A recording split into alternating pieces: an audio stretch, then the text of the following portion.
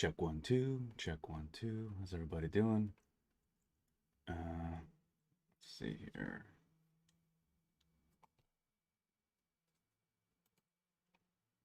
All right, so here we are. Welcome, welcome, one and all. Hope everyone's doing well. On this, the year of our Lord, October 25th, 2020. Day, what is it now? 635 of the pandemic lockdown. At least here in LA. I know other places have more freedom, but we're still in this ridiculous position. Set us free. Anyway, I miss 2019. I miss seeing people's faces and giving friends hugs and more friends. I guess I'm seeing a few here and there, but anyway, let's get back to this. How's everybody doing? Everyone doing well? Everyone staying healthy, safe, enjoying life as much as they can? Let's see. Just getting a few more things set up here. I've been trying to find some reference too. I found some.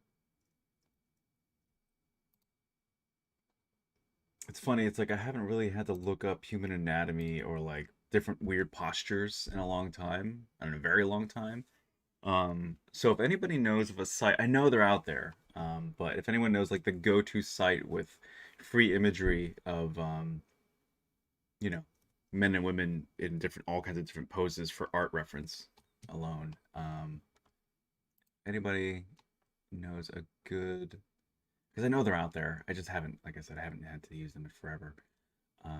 So I have one great photo from last stream, and I found some others from just like a random site that wound up having women doing like workouts. So it's like a medicine ball or like a I don't know what the right term is, but like some decent. Actually, it's like very close, really good reference for what I'm looking for because I'm gonna be working on Psyche. And so like there's this one that works, and then I forget who it was who sent over this shot last week, but this is great reference too. So some good stuff. I mean, this might be close to all I need actually, but I got some other shots of the lady working out. So these might be good enough. But if anyone has any other site that, and please don't troll. I don't need don't need any perfy jokes in the chat, as you will be blocked. Just FYI. But if anybody's got any other good sites to reference, let me know, please. How's the sound coming through? Is the sound okay? Is it too soft? Is it just right? You have to forgive me, I'm having a bit of toast.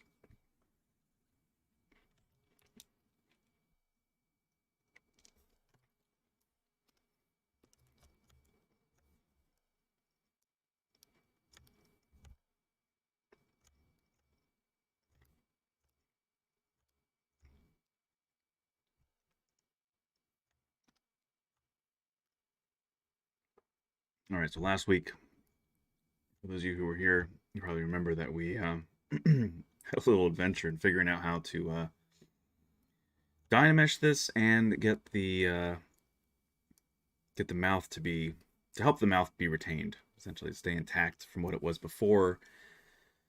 And it feels like we got there. I mean, it looks pretty good.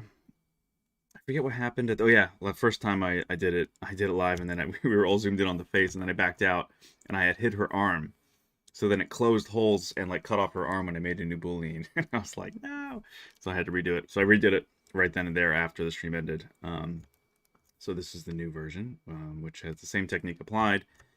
And so we have the mouth there without the corners getting all messed up and like, you know, gooey and striated like Dynamesh tends to like to do with areas that are tight, crevices close to itself. So that's all good. So now we're going to be focusing a lot on the muscles and the pose and just basic anatomy. Should be fun. Should be cool. You know, I mean, I'm fine with anatomy, but I'm also just not, just as I said before, I'm not like the biggest fan of doing human characters only because it's, I don't know, I just find people boring in general. I guess because I've seen so many great sculptures of so many people, humans, and drawn so much, life drawings, did so many nudes, and worked in medicine for years, and so it's like the human body is beautiful and fascinating, and yet I have very little desire to recreate the human bodies usually.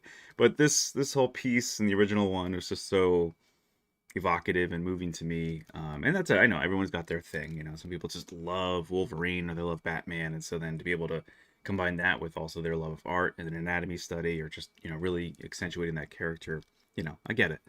Um, but it's just not been my thing typically. So all that to say too that I might be a little rusty. So you know, I don't I don't hold myself as the end all be all anatomist by any means. So oops. So I won't be I mean, don't be surprised if it's like, oh yeah, this area probably needs a little bit more whatever. I don't know, why am I undo? Okay. I think I bumped the Windows key. So anyway, caveats aside, let's get going. And I want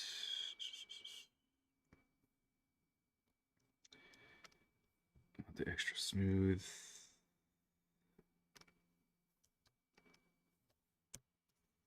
Smooth stronger. All right.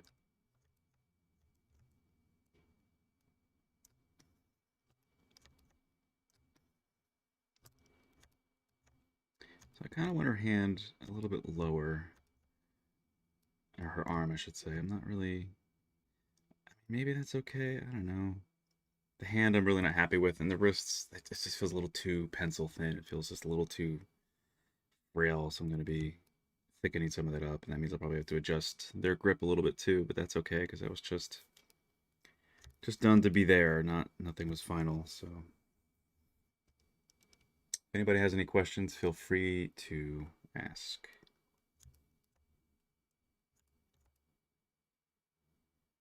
Hmm.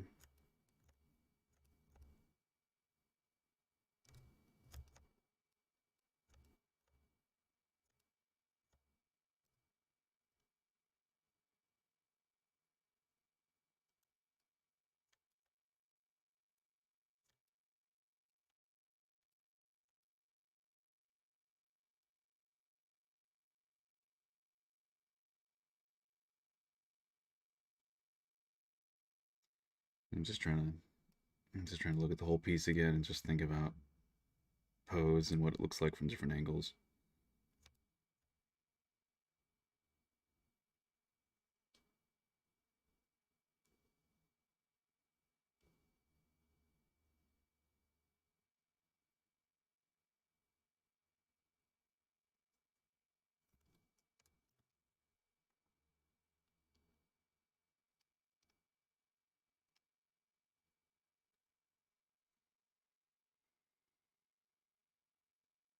What's up, Francisco? Hello, hello.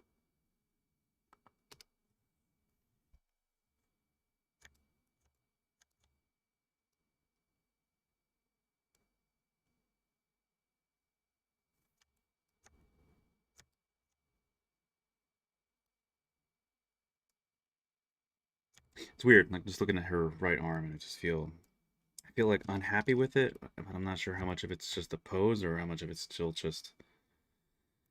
It's like I'm not quite happy with the pose, but I'm not sure where to go. Like I'm not sure like where to put it. Kind of like I'm just trying to think of that motion of being jerked up. I mean, being pulled upwards. I mean, there's sometimes where you want to grab onto whatever's pulling you forward, and other times where if you're being so pulled that your other hand is just not even registering. Can't say I have many personal experiences with that, but I'm just trying to think of how the brain would react. But then the other side of it's, of course, it's not so much about creating just realism and that, but experiential realism, but more so evoking of course, a feeling and a telling a story. So there's often overtly dramatic poses that are sculpted that may not be real or realistic as far as what the body would do, but they work for dramatic effect. So, I don't know. Overthinking it, I guess.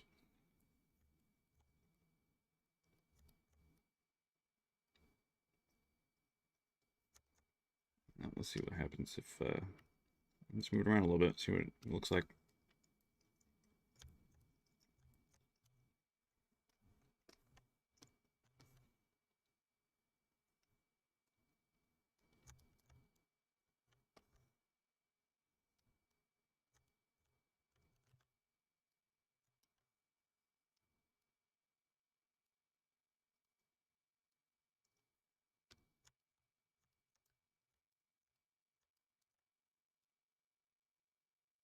All right, so I'm gonna make that a polygroup. Make it something different. And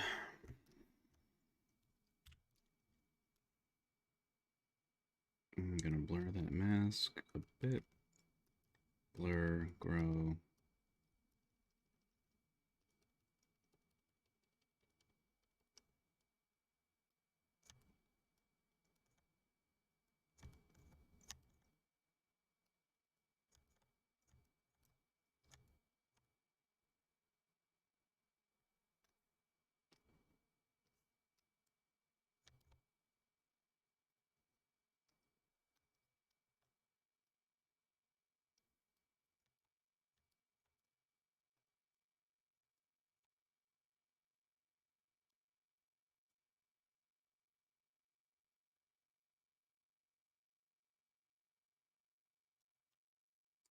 I was just thinking about this too. The original pose, her arms are around him, and it's in the very original. I forget. I think I had one arm down. Yeah, I had one arm down on the rocks in my one. So there, she already had her arm down. And something being pulled up. Yeah. So the one in the Louvre. This is based on Antonio Canova's piece. For those who may not know,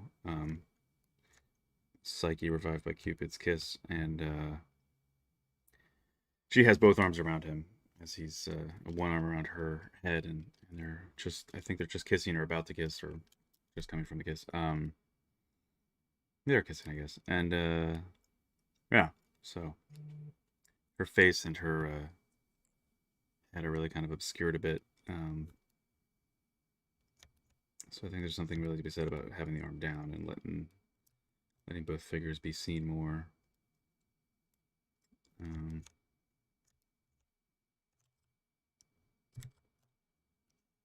I'm just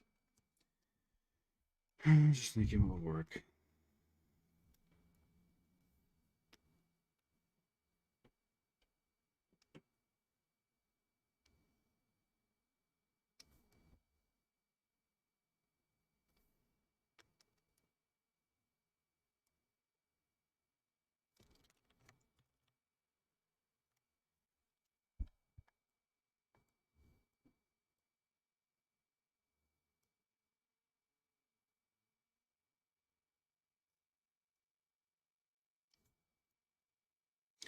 Yeah, I kind of like that actually. I think turning it out actually has a bit more drama.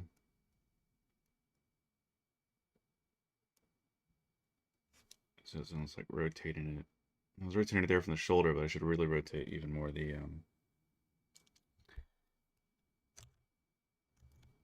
forearm, I guess.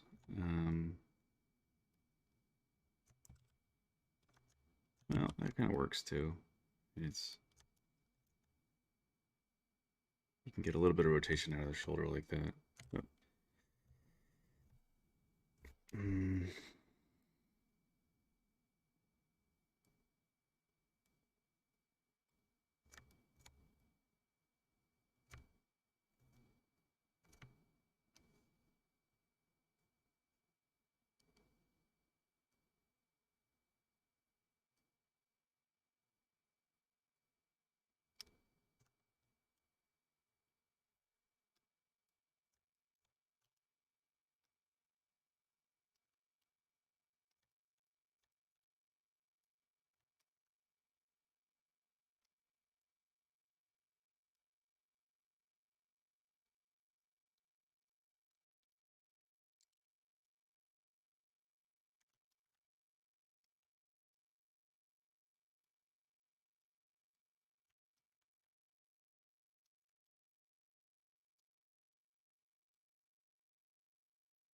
So I'm going to do a little rotation of the forearm, which means it would help to have that as another separate subgroup as well.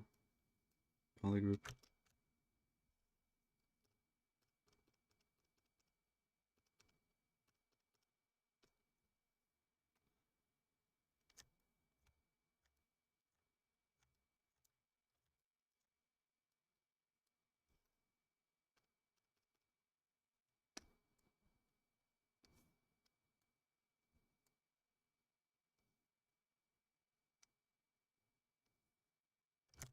Yeah, gotta blur more.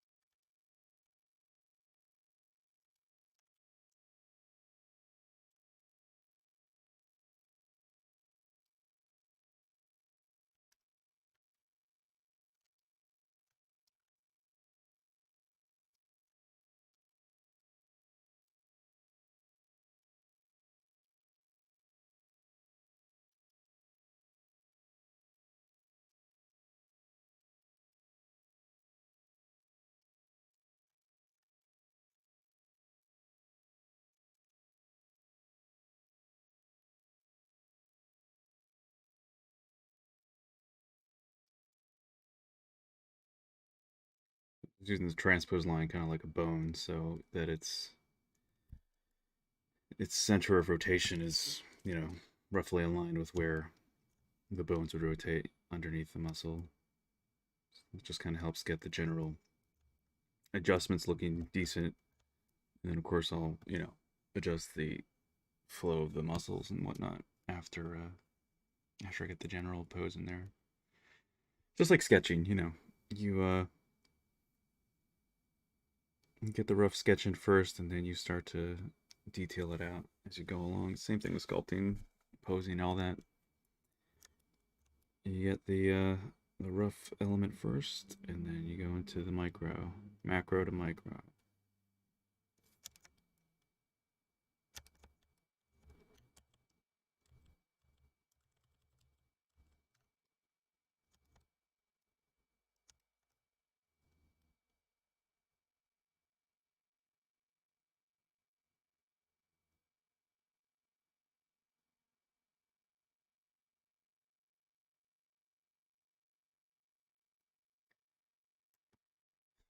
Just thinking about the leg posture too.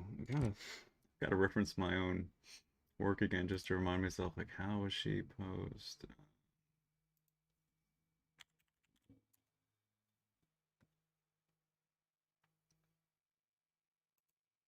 Because I'm just thinking about leg posture too, and thinking I might like her right leg to be moved forward more than the left. Let's see, where's the piece? Yeah, because her right leg was over that. Her right leg was over the other,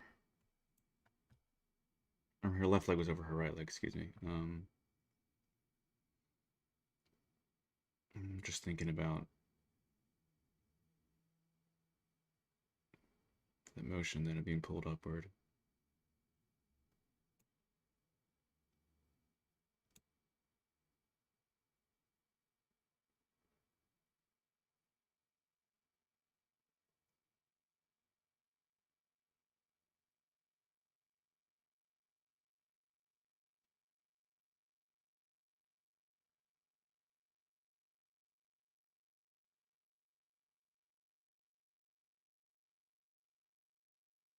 Hmm.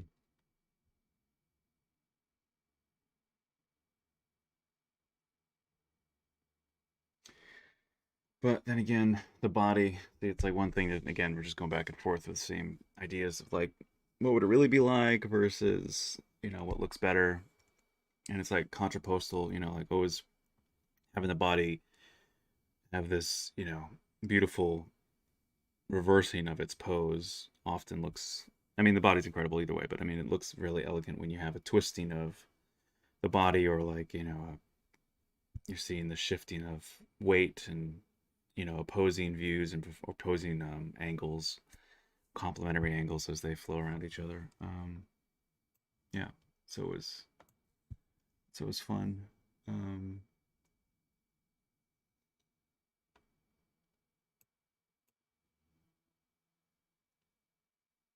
no sound. I'm the man. I see sound coming out of my area here. The mic is on. I see the volume going there. I'm not sure. Are you guys hearing me?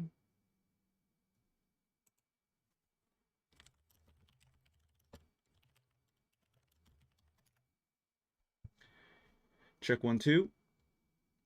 I'm not sure if I'm the man. There's just not hearing me because of something on his end, or okay. So Francisco, it seems like you're hearing me. Maybe you could arc her spine a bit. I think it gives the idea of the man's confidence. Yeah, that's an interesting idea. It's having her arc more. I guess that's something that could be done.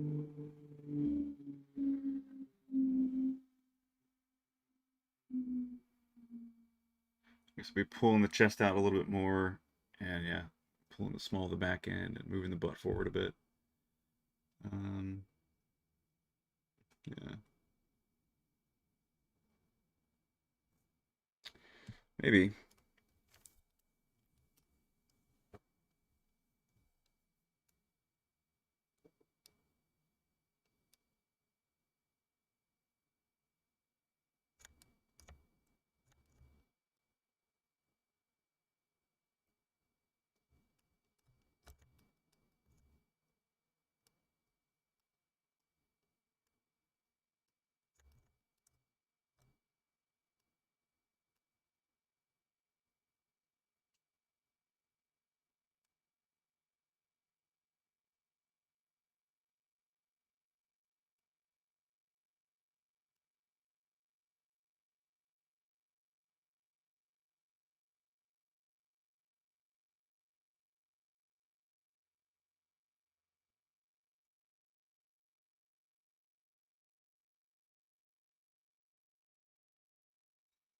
Hmm.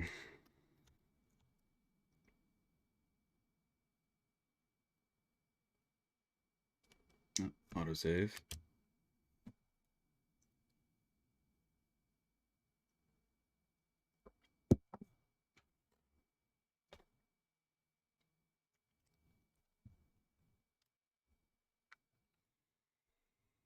Hmm.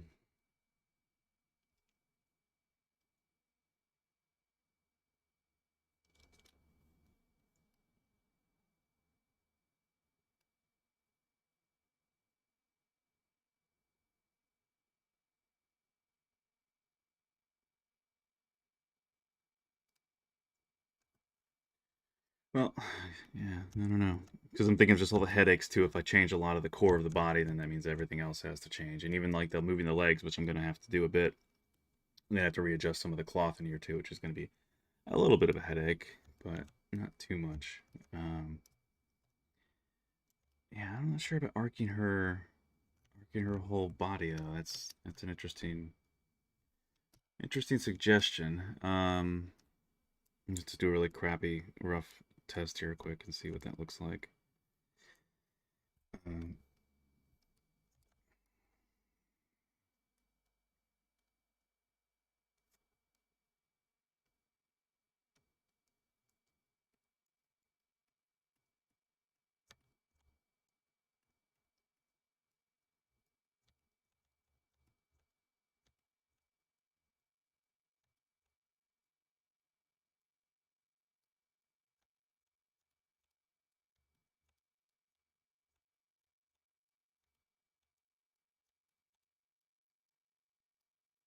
So just pulling the chest outward, pushing the back in so that it's doing what we're talking about here.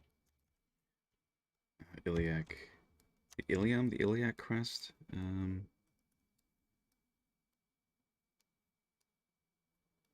Yeah, this is definitely, this is a skinny, skinny woman and a very fit, thin woman, I should say, and pose is kind of dramatic, so it makes for some questions as far as just how things would flow. You know, a thing like that would obviously be a little bit more rounded out. I don't know, let's see what that looks like.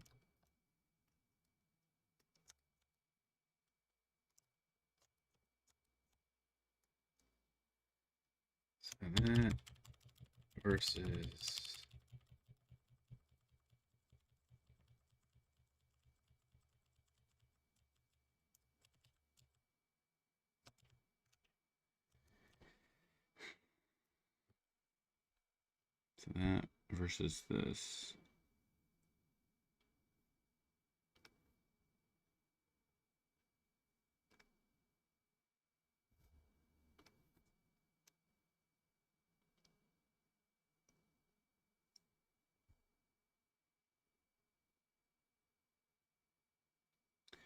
Do I know about Peter Paul Rubens' paints? His paintings? His name is very familiar. I can't think of his paintings, but the name is so familiar. I probably know his paintings. I just, by the image, I just don't know his name. I mean, I don't correlate his name with the paintings.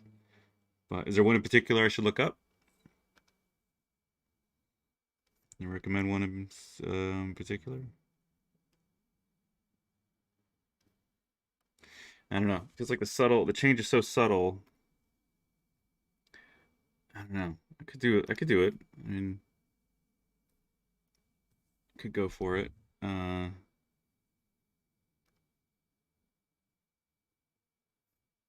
It's like, is there a payoff? I mean, a little bit.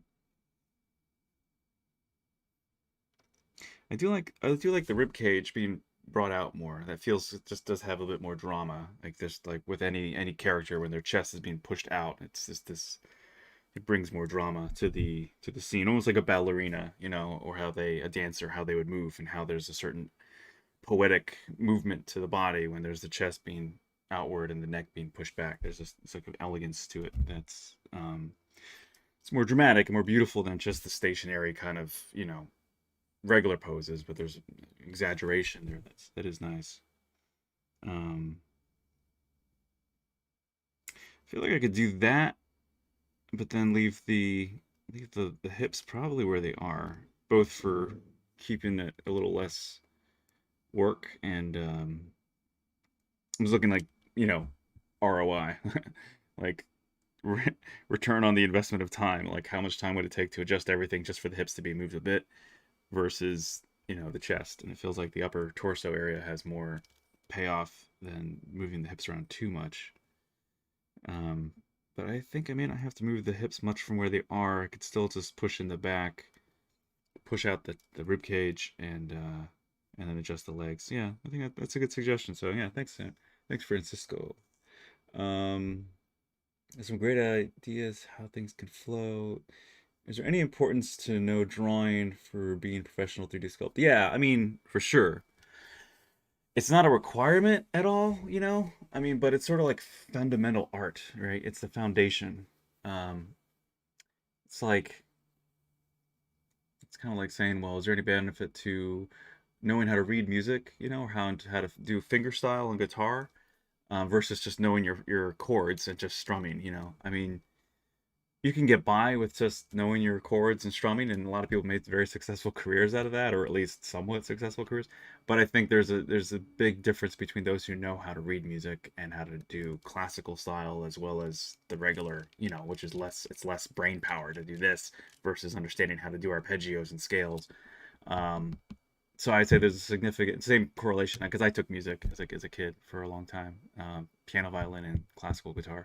So I feel like there's a huge benefit. You gain a lot by learning how to, um, and that's a thing. I mean, it's hard when you maybe have to abbreviate your art education if you're older and you're in a new career. I mean, it depends what you want to do. If you want to rush into, you know, a 3D career, if you want to be hired as a sculptor, you want to be hired as somebody who understands volume well. I felt like I always intuitively understood volume in 3 dimensions very well. I just didn't have a program that let me do that until ZBrush came along. Maya just always seemed too, at that time, too, in the late 90s, early 2000s, it just felt too cumbersome. It just felt like typing with boxing gloves to me. It was like, oh, like you can make polygons and vertices and pull things around. It just felt too menu heavy, and that's not ZBrush. So that being said, perhaps you are a good sculptor and you just need the medium, you need to understand the UI and the tools. But with that being said, I feel that you can tell, you can usually tell the artists who understand how to draw traditionally very well versus those who just started straight in Photoshop or straight digitally. Um, there's a certain level of just that hand touch and understanding of just form and classical composition and yeah. So I'd say there's a huge benefit to knowing how to draw, learning how to draw if you don't know how, and that takes time. Um, even if you, I mean, you know, again, like everyone's like 10,000 hours to learn and master everything. Well, whatever. Sure, it's a lot of time either way, whatever it is, 10,000 hours plus or minus. It's kind of relative. I think it is important to learn how to draw decently, and it's not for the sake of learning how to draw. Obviously, it's to train your brain to understand how to grasp volume and shape of something, form, and replicate it accurately, and to also to develop, you know, further crystallize the neural pathways of your hand to eye coordination and understanding how all that flows and how you express those shapes. So I'd say that's really important. Yeah. So if you have time, I would recommend, since a lot of us do seem to have a lot of time now with the pandemic, if you have the time, I highly recommend taking even just 2 hours every other day, right? Which we can all, I think everyone can spare that. 1 hour maybe, you know, if you have kids or something. Spend 1 hour and just draw anything, but usually things that interest you.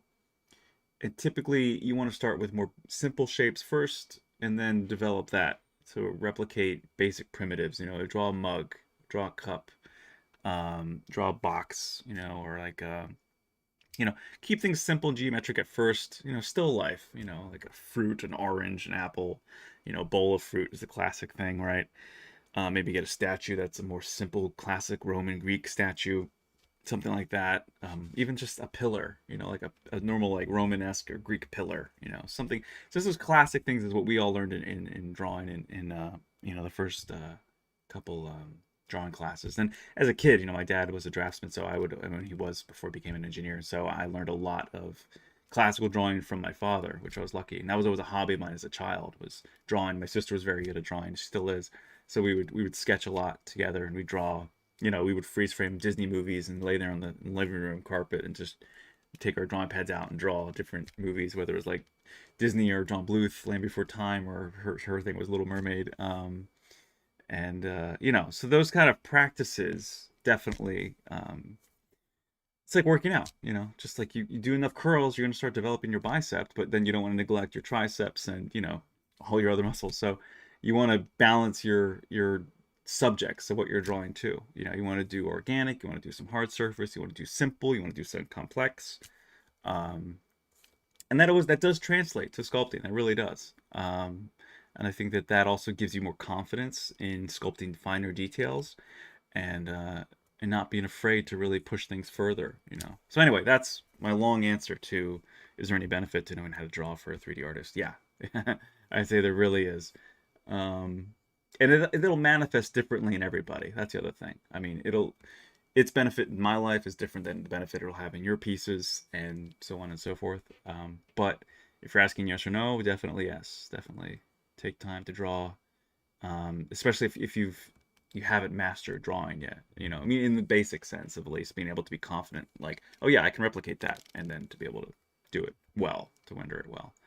Um, so you know, drawing in your shading and your right bounce light and all of that, just that alone is very helpful. And you know, then if you talk about colors, so about people who are painters, that's a whole other level, a whole other, you know, system in the brain that takes years to master. And, It's important for sure. Um,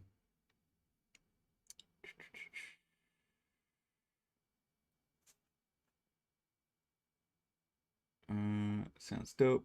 2D helps and everything. Yep. What's the best way retopology complex objects or characters?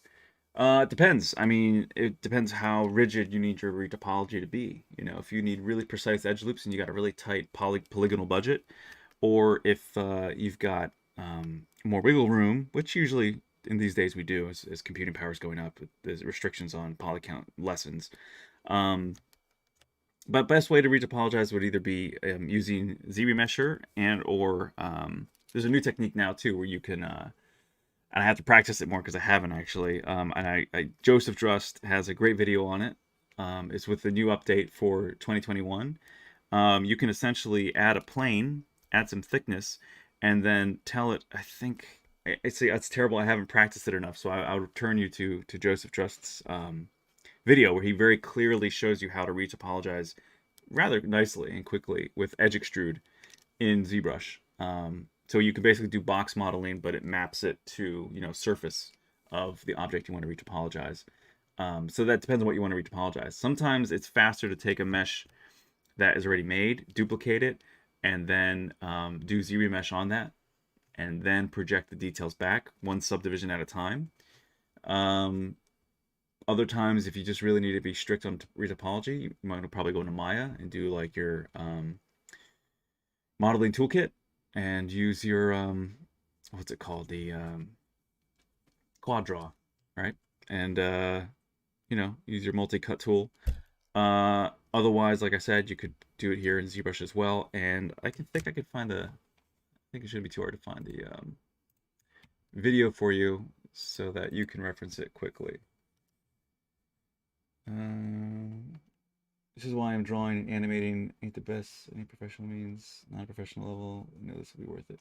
Yeah, drawing is great. All right, so let's see here. All right. So there's a couple videos. There's a bunch of videos. I mean, if you just Google, if you go on YouTube and just type in ZBrush 2021 retopology, there's a ton of videos here now that show you how to do that. So I'll give you the official ZBrush one first, and then I'll send you this link to YouTube so that you can do this yourself if anybody wants to do this. So retopo in ZBrush. This is Joseph's video. Very good, concise, straight to the point video. It's under 10 minutes long, so it's a fast watch. And then this is just the search in YouTube. I see some really good results here just in the first couple results. So if you want to do retopo in ZBrush, these are the ways to do it. And all the videos are okay. One of them is 30 minutes long. It's kind of long. The one that's 12, you know, another one that's 2 minutes long, 6. You know, they're pretty short. Even one that's 12 minutes here showing you how to retopologize head in ZBrush. But that's older, it looks like, so I wouldn't trust. I mean, that's still usable, I'm sure, but yeah, look up these videos on 2021 retopology. That should help a lot. Yeah. I've just been doing some simple projects lately that don't require all the newest features of ZBrush, but I just need to spend more time just goofing off. But it's been such a weird time where it's like there's certain amounts of apathy and frustration and distraction, and yeah, it's just been a weird time. So anyway, I've got to get back into a flow. I really do. Back on a schedule, I guess, a more regular schedule, and you know, it's been a little depressing lately too, I guess, and that hasn't helped at all. But all that being said, I feel like looks like work might be picking up here soon with some companies, so that would be good. It'd be good for me, and it'd be good for my schedule and my efficiency, my productivity, as it's kind of slowed. It really has slowed in the last couple months instead of increasing, which I wish it would have. But weird times, like I said. Anyway, okay, so wait, let me look up that painter again. Paul, what was it? Paul Peter or something? It's like all the names of the apostles. Paul, Peter, John, Luke. Where was it? Peter, Paul, Rubens.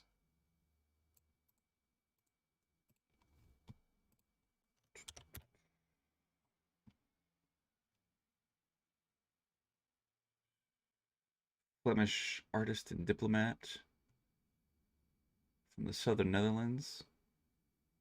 Modern day Belgium, yeah.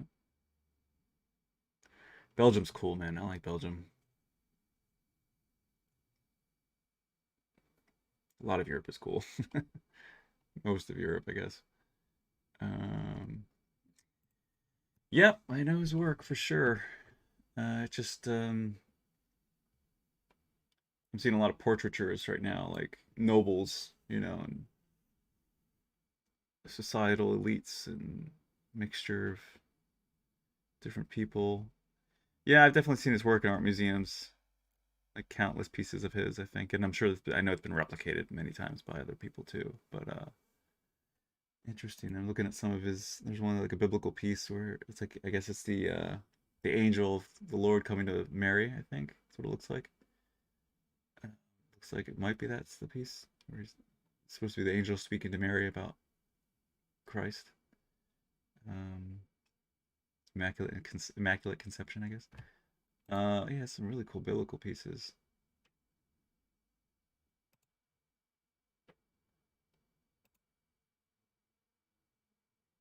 Yeah, it's a mixture here.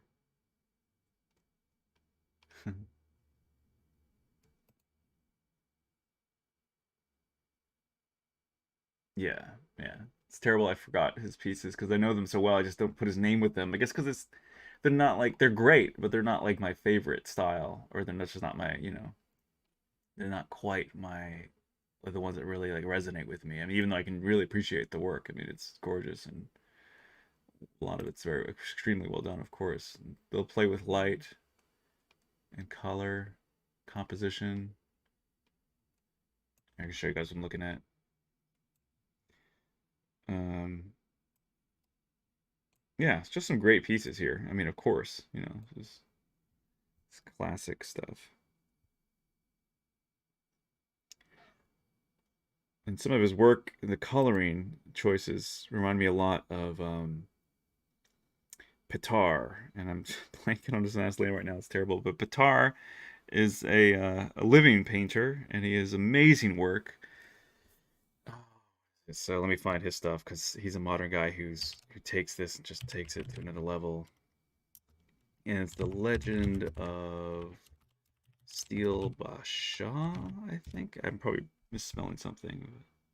Maybe not. Yeah. See, I have this. This is an incredible graphic novel. I don't even want to. I don't. I'm saying it questioningly because I don't even know what the right term would be because I don't want to, you know, downplay his work. I mean, but it's just, this piece. I've wanted to do this in 3D for a while, and I got his permission. I just haven't done it, and I should do it soon.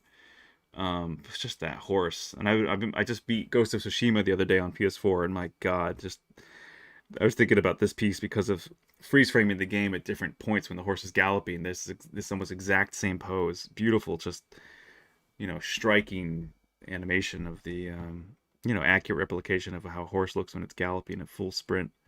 Just awesome. So this is his cover to The Legend of Steel Bashaw, and the book is just filled with these paintings, these insanely beautiful, gorgeous, evocative paintings. And here's the cover. And so I have that. I think I have that here. This is one of my favorite books, picture books. I hate calling it that picture book. I mean, like it's just these amazing paintings that are all done for a graphic novel, for a beautiful story. Here's some more illustrations, paintings from inside the book. I mean, just beautiful, just insanely beautiful work. The guy's a master and so humble, so kind. Like he's such a great guy. Him and his wife, they're both really, really kind people. And I don't mean to say that with surprise, but you definitely encounter some douchey, arrogant people out there who don't speak to you like a human, or who don't speak to you like you know, like someone who deserves respect. So you definitely encounter artists like that who are just insanely arrogant, and then it doesn't matter how good their work is if they treat people like shit and like f them, I don't care. And then it's like suddenly their work becomes you know, less valued in my eyes. Of course, it might still technically be good, but how you treat people is how they remember you. How you make them feel. And Pitar was incredibly humble and gracious and kind. Just a great guy. So it's so cool when you get amazing work and then the person behind it is also just as amazing and inspiring. Yeah, here's some of his books. I remember this one too. Yeah, the art. Pitar I can't even say his last name properly. Won't even try. Just crucify it. Anyway, sorry, I'm missing chat here. Where are we going? Instant Mesh is sort of cool. I might draw some Animaniacs. Dude, I love the Animaniacs. I can't wait for that show to come back. I saw the new trailers, and a friend of mine is interviewed. She's acquainted with Ron Paulson. Excuse me, man. I'm having Pauls and Peters and all these apostle names floating in my head. Ron Paulson, the voice of Yakko. Uh, he's another really nice, awesome guy who also is extremely talented, so much like Pitar.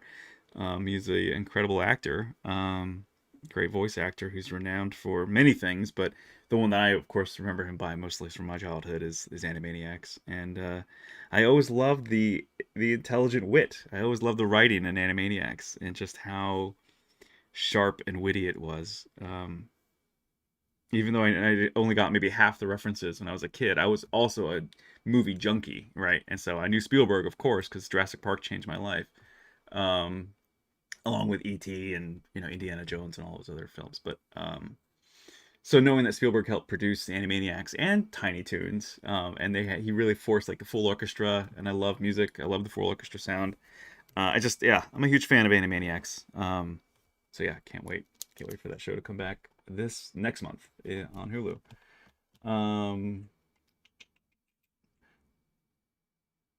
What else here? Treat with love and buy them some tacos. Yes. All right. Anyway, so yeah, got off on a tangent here. I think that'll be my next piece actually to stream. I think that makes a lot of sense. I've got to finish up Mufasa because I'm almost done with that thing. That should be done by now, really. I just haven't gotten back to it. This is going to be done sooner than later. Who knows how long it'll take to get done? But then I'm going to say it now on stream. I'm going to do this as my next piece. I'm going to do The Legend of Steel Bashaw. It'll be a great horse anatomy study. And then I'll use, of course, Zbrush to do his cape and her dress and his shirt. And, we'll have some fun. This can all be easily done in Zbrush. I think I'll mostly just, do the three of them. So him, her, and the horse, and some grassy underground, grassy plain. Could be cool to even encompass the evil troll king. I'm not really sure what the proper term for him is. I haven't read this book in forever. But yeah, anyway. Fun stuff. So I think that'll be my next piece. Something, again, grand and adventurous and a bit romantic. I dig that. See, like, I'm not a big, like I said, I'm not a big superhero guy. I'm not a big human anatomy fan. But, like, when the characters are really interesting in the scenario, and especially if there's an animal involved, I'm way more of, like, yes, I'm about that. That gets me interested. That excites my brain. It's humans in interesting scenarios or really dramatic moments.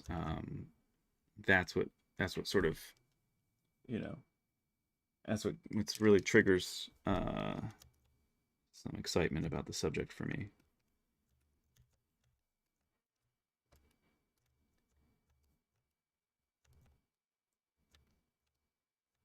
So I'm going to give her a little bit more muscle here. So this will be definitely a plus version than the original, because the original, I just rushed through it. So like I wasn't happy with how thin the arms were and how everything else was looking, but I used what kind of came stock and then just cleaned it up quickly, posed it right, made it look decent enough, and then just shipped it out the door because it had to be done. But now that I have all the time in the world to refine this, that's what I'm doing. Which is the thing that's, sad about production work is it often just has to be good enough. You know, I'm somebody who loves putting the detail and passion into work, but a lot of times you just have to get it to be good enough and get it out the door. And that's all that you're being paid for, you know. They want you for your skill and your speed. Um, and sometimes, you know, if you're designing, then that too, your creative outlook.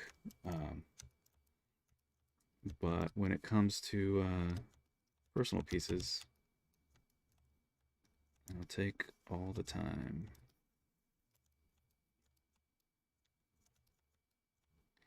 All right, so could do some gentle inflate, bring this down even more.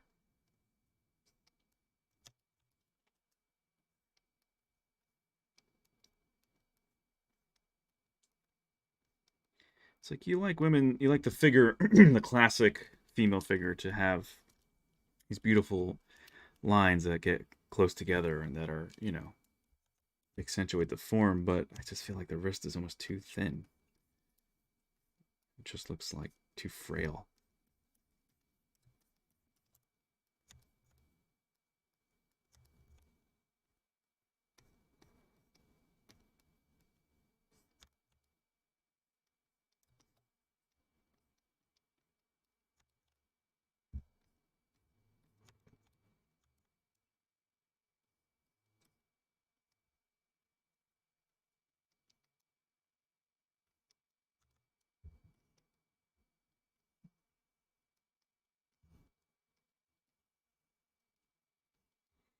So right now I'm just using the inflate brush and just trying to add more volume, you know, to the hand. This whole bit of muscle here, the palm, thumb area. I forget what that muscle's called. It's been a while.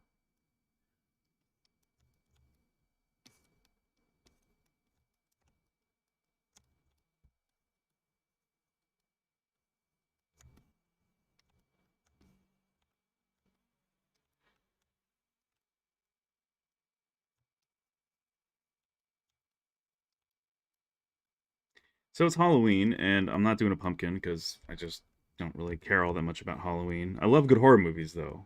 Um, it just never was a big thing. It was never like a big, you know. So I don't know. It's never that big into Halloween. I'm more of a Thanksgiving, Christmas guy. Like I really love those holidays, or the Fourth of July. You know, the Fourth of July too. But yeah, with Halloween, I was like, eh. I like a good scary movie though. I love good scary movies. I mean, like, um, Event Horizon, fantastic horror movie. I like the TV version of The Shining better than the Jack Nicholson version. And I think they just did it better. And it's funny because Stephen King said he likes the TV version better than the movie version too. I mean, yeah, the guy from Wings is for those who are old enough to remember that show Wings. I never really watched it, but since I never watched it, I didn't have a hard preconceived notion of that actor being like, oh, it's a dude from Wings playing Jack's character. Um, but so I never had that like ooh, you know, reaction that some people did when they're like, oh no, it's a guy from Wings. I can't view him as scary. So he worked as an abusive husband in the TV version of The Shining, in my opinion. Um, but the other thing that killed it for me in the Kubrick version, granted, don't get me wrong, I think the filming of the Kubrick version and a lot of it was great. I almost wish if you just would have, because Jack was good, you know, but I felt like a lot of the ghosts and the effects and the woman in the tub, for instance, wasn't as scary to me as the chick in the tub for the TV version, where she's all like green and gangrenous, and the eyes are like this blazing white, and oh, it's like the flesh is falling off her skin. It's just so much more. I thought that was so much more terrifying in some ways. Um, I would mix the two together if I had to pick, because there are things I like from both. I think Jack is scarier than the actor from Wings, for sure, creepier. But Shelley Duvall, oh, just the whole like bug-eyed out, just like overly like screaming like it was just way over the top, too much for me. I would always be pulled out of the movie when I saw her because I'm like, is this supposed to be a comedy or is this supposed to be horror? It's just she just was too much. But Rebecca De Mornay in the TV version, awesome, perfect. She is of course very lovely, but also just more mature. There was more of sophistication, maturity, just a bit more elegance to her. Just night and day, I thought, difference for the actresses for those roles.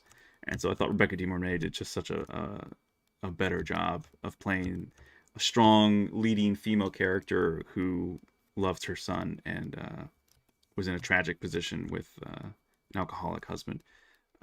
So yeah, anyway, so I really like the TV version a lot more. That being said, Doctor Sleep, very good. Very, I thought, for what it is, a worthy sequel. Again, probably not a perfect movie, but pretty damn good, I thought. Enough that I actually bought it on Blu-ray, and I don't buy a lot of horror movies on Blu-ray. I don't buy a lot of horror movies, period. Event Horizon's one of them. I wouldn't call it really horror, but it's definitely a creepy one, but it's a favorite. Is Signs. I love Signs. I know some people hate it. I love it. Sure, the alien could have been better at the end, but still, I think it's a great movie. I really enjoyed it. And I thought Unbreakable was decent. And of course, Sixth Sense is classic. It was awesome when it first came out, but it's been so parodied.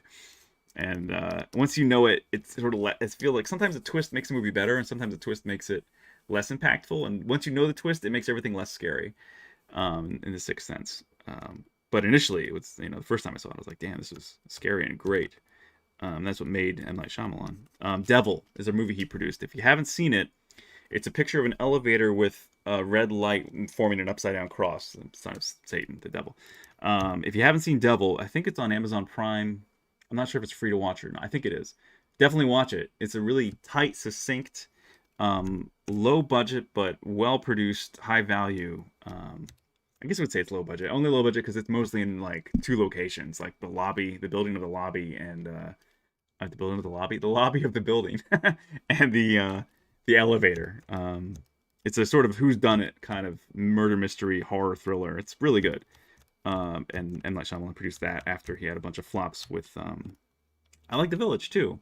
Again, twist sort of devalues things, unfortunately, or makes them less scary. But again, it's one of those movies for me where the twist. At first, I didn't like it when I first saw The Village because I wanted one thing, and you feel like you got to bait and switch. But then after you know it, I revisited it years later and have now just love it. I mean, I really think it's a great movie. So I like The Village a lot. Again, I wish it was more of, for those spoiler warning, plug your ears quick if you haven't seen it. But I wish that The Village was truly a true creature feature because I love a good horror monster movie. And I wish there were more well-made ones. Okay. Otherwise, what's the other one? The Relic. That's a great horror creature violent movie. I love that movie. And of course, creature design was great because Crash McCreary designed the creature, known of course for his work on many famous films and working tightly a lot with Stan Winston Studio then, who built the creature for the Relic. And I think that design is great. It's really disturbing and it works. And it's unique. It's not. It's. I mean, sure. I'm sure. People are like, oh, it's kind of like Predator mixed with the raptor claws and a cat body, but it's still its own thing. I mean, it's like you combine enough things together, and eventually you can say, well, everything looks like something else. And it's like, well, either you like it or you don't. You want to either dissect it and just say like, oh, it's not good because of this, or you can. That's fine. But I think it's a good film. I think a lot of people, for what it is, you're not. It's not War and Peace. It's a sci-fi horror film, and it does a pretty good job. What was the other horror movie I was going to think of? Oh yeah, so last night I finally saw for the first time the whole way through. I can't believe I'd always tell myself I have to watch this movie, and then I'd forget. So I kept forgetting to watch Invasion of the Body Snatchers, and I can't believe it's been this long, 38 years on this planet, and I haven't seen it until last night. What a great, weird, fantastic late 70s horror movie. Like I loved it. It was great. I don't know that I would buy it, but I watched it for free on Prime, and good times, man. I kind of wish that they almost, because it was a remake of something from the 50s, and I haven't seen the 50s one. Just like I haven't seen the original Fly, but I've seen clips of it, and I think the Jeff Goldblum remake of The Fly is like phenomenal, and it still holds up well today overall. It's disturbing and great. Anyway, sorry, I'm missing some of the chat. What is it? Hey, how much RAM memory do you have on your machine? Thank you. I have 128 gigs on my machine. Peter, sup, brother? Keep it up. That's one polished model. What, this one? This is, yeah, sorry, it's slowly going through this thing. What was I saying? It's body Invasion of the Body Snatchers. Pretty good. Pretty good, man. Pretty disturbing for what it is. But yeah, I think it'd be cool if they remade it today. The Fly, I feel like The Fly doesn't need to be remade because it's still the first one. It's still so good. Um, and I feel like they would just screw it up today. But Invasion of the Body Snatchers, it's a classic. I feel like it could be improved on, and I think it would be just it'd be tweaking a lot of little things here and there. It wouldn't need like a drastic overhaul, which I'm sure, of course, that whoever would get involved would probably do it. But I feel like you could do a decent job of of sorry, I'm just looking at my arms quick for a reference. Um, I feel like you could definitely take what the original has done and just improve it a little bit. I mean a lot, but not by changing too much. There's definitely the scene. I remember someone else somewhere online or someone talking about it where it's the weirdest thing where these pods. All right, so for those who don't know, Invasion of the Body Snatchers is without spoiling much. There's not much to spoil really. Um, these microbes from another planet get blown by solar winds onto Earth, and they kind of they're like these plants. Basically, they grow into these little like pods that look like flowers, and then they eventually somehow they don't really show where. I guess those eventually turn into large pods that kind of look like an elongated alien egg, or like the cocoons, the chrysalists from Gremlins, but like more like a giant pea pod, sort of, but just like one big pea inside there, and they will extrude out these gross like large flowers, and then out of that they have these little tendrils, like these white little roots that will touch a person when they sleep, and once they've sampled your DNA, apparently, they can replicate you in this gross like humanoid form that becomes the person, and and then you die somehow. You just, it's weird. Like you go to sleep and you die. So they could have done a better job really explaining more concretely, like the process, the, metamorphosis, evolution, whatever the right term is for the development of these organisms and how they kind of, I mean, you figure it out. I mean, they sort of say it, but they don't do a very good job of that exposition. I feel like that could have been a little better, for sure. But anyway, there's a scene where there's this you follow Donald Sutherland on his routine running through the city of San Francisco, and he encounters this one guy who's a banjo player, I think, and he's just on the street, performing, just doing his thing, and he always has this cute like boxer dog with him. Looks like a boxer, I think, and anyway, he always says hi to him, and he pets the pooch, and he always calls the dog Pooch. And then one of the nights that he's running away from these converted people, like these inhuman humans or whatever they are, the alien humans, uh, he runs by this guy. I guess he's homeless, right? So he'd always be outside, and he was sleeping out there on the lawn of where in front of this. I think it was public health building where Donald Sutherland's character works, Matthew, and he tells the guy to wake up, and he doesn't. And they see the pod next to the guy, and I guess they didn't really put two and two together yet, but he saw the pod and he kicked the pod really hard, so it like oozed out like a red looking fluid that looks kind of like blood. And whenever the pod is next to someone like that, it's assimilating their body, it's cloning them essentially and copying them. So then later in the movie, you see, again, spoiler warnings, obviously, if you haven't seen this, then don't listen for a minute. You later see that the pod, because it got damaged, I'm putting two and two together here, it effed up how it was assimilating the dog and the guy, and it somehow like the fly, it mixed their DNA. It's the simplest trick that they used for it, and yet it works so well, and it's so disturbing, and yet part of it too is really funky and weird. It took all three elements. It took the guy, it took the dog, and it took the banjo, and combined them. So it's such a weird scene, yet it's still creepy as hell. So this dog, the boxer, they just took a human mask, like a rubber mask, a latex mask, put it of the guy. It looks like the guy, right, the bum. They put it on the face of the dog with a hole cut out where the mouth is, and its eyes are open, but it looks real enough where it looks like a dog's body with a human's head or face, and it licks its own. You know how dogs with the stumpy nose, dogs, they can lick their own nose very easily, like, this huge tongue comes out and licks the guy's face, this face of the human face on the dog, and it's playing the sound of a banjo as it's running along and growling. It's just like the weirdest. Like it's like a nightmare. It's very much like a nightmare moment. And of course the woman, the female lead, she screams, and and then of course everyone, they were trying to walk like zombies, like just fake it, show no emotion, and we can blend it. And anyway, she screams, and then they notice her, and then it just all goes to hell. So anyway, just weird, funky movies, man. It's kind of like it reminds me of The Thing a bit in some ways too. Just not directly, but more so in just how there was more risks being taken. It feels like creative risks, creative, you know, chances, and it just feels like we're just losing a lot of that now. We've lost a lot of that, like, period. It just feels like that's gone for now. There's not as much experimentation, it seems. I mean, there is, but it's just less, it seems, or not as highly promoted. And yeah, I want to shake things up, man. I want that to change, and I guess hopefully, learning Unreal, learning how to make films digitally now, where it's far less. Excuse me, I haven't talked except for you guys today. Um, it feels like there's a lower barrier to entry now more than ever to make professional grade looking shorts and films at home without the need for a render farm.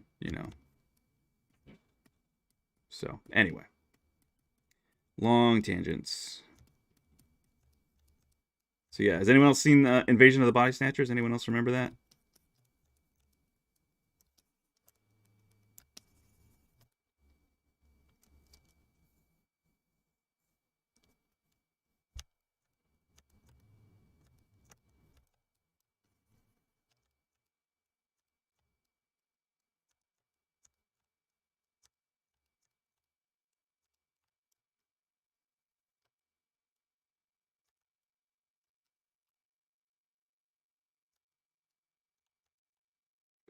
Hola, ¿cómo estás?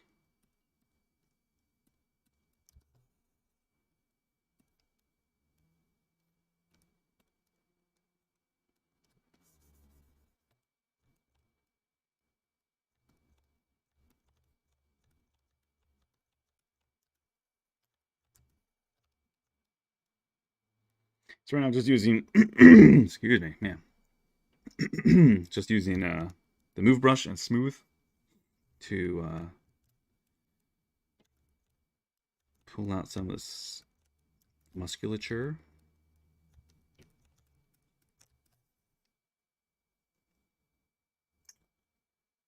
Spock's in division. Yep. Yes, he is. Leonard Nimoy.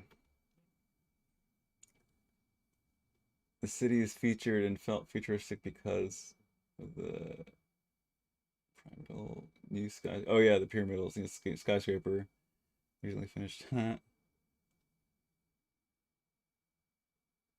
From Brazil. Hello, welcome from Brazil.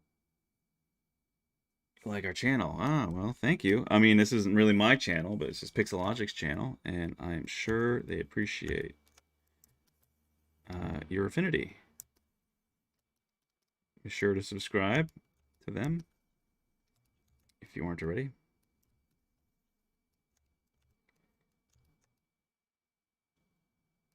All right, so the arm's looking okay. Soften that a little bit more, actually.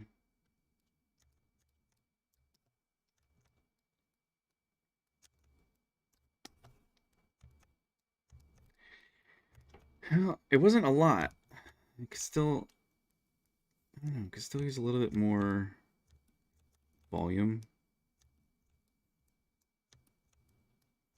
But I'm liking where it's going. I mean, even this just feels significantly better than where it was. It's like if we go back, I don't want to go too far because then it'll take forever to compute. Let's go back like halfway. So that's before, after. Yeah, it's a bit. It's not, yeah, it's still, it's getting better. It's a bit more subtle. I mean, because I don't want to make her look like she has a man's arm either, man's forearm, but it just felt so thin. So like this side shouldn't be so bony.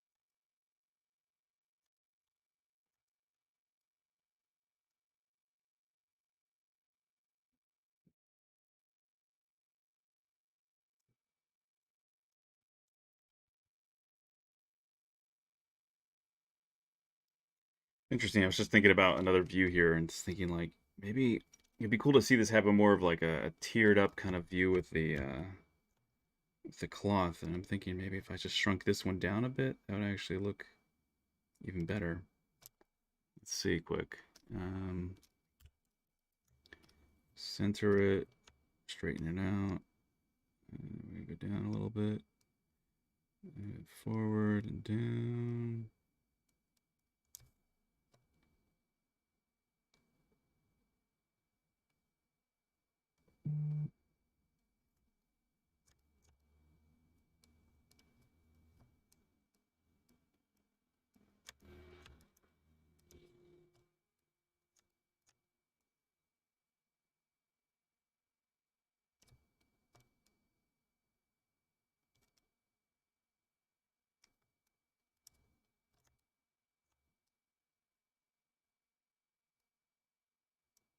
Hmm.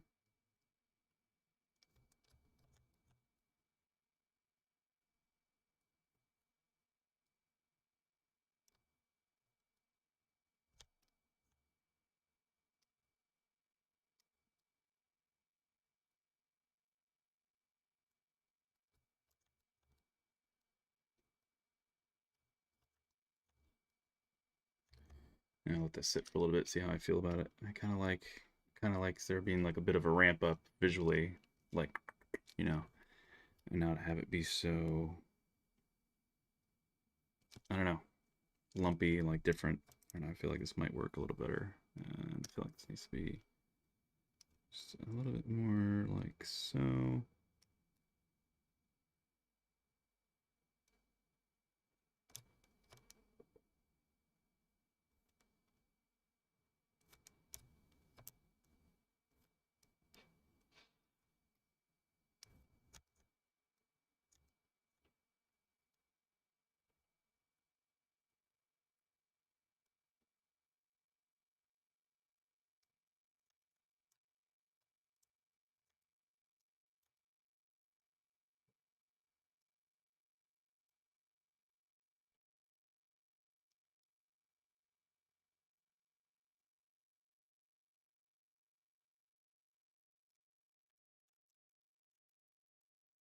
Yeah, all right. Let's sit there and see what we think in a little bit.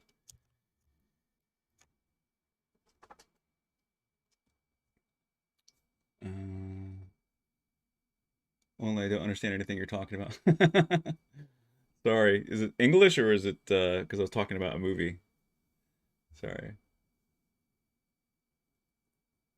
Why don't I do some animals? I will. And this next one, I think I'm going to do at least the horse. Is this what I'll start with? Is the horse in this piece? So I'm going to be doing this one next, using the horse as the starting point. And I'll probably do the characters too, I guess. I mean, that's what I'm planning on doing. But I just love that pose of the horse, and I think it's great. Maybe I'll do some dinosaurs in the near future too. We'll see. Um, but that'll be happening. What else you guys saying? Apologies, didn't catch from the beginning. Are you using Sculptress or Divide? Thank you. It's really fun, freeform, much more spontaneous feeling process. Lisa, hi. You mean my process particularly, or just me working in ZBrush in general? Um, yeah, this is very like discovery for me, kind of like I know what I want, but there's a lot of gray areas that, no pun intended, that I'm sussing out, that I'm sort of just finding as I'm moving forward. So I know like the brain has this general, concept, it has this sketch, and I've just been refining it as we've been going along. And just, yeah, it is very freeform. I mean, I'm not really, other than knowing certain standards I have to adhere to for it to be 3D printed and to work, which are, there's a lot of wiggle room in 3D printing now. There's a lot of possibilities. So it's, yeah, there's a lot of creative freedom in this, in my approach to this, which I love, which is fun. Should quick save. Hi, yes, my work. Okay, thank you.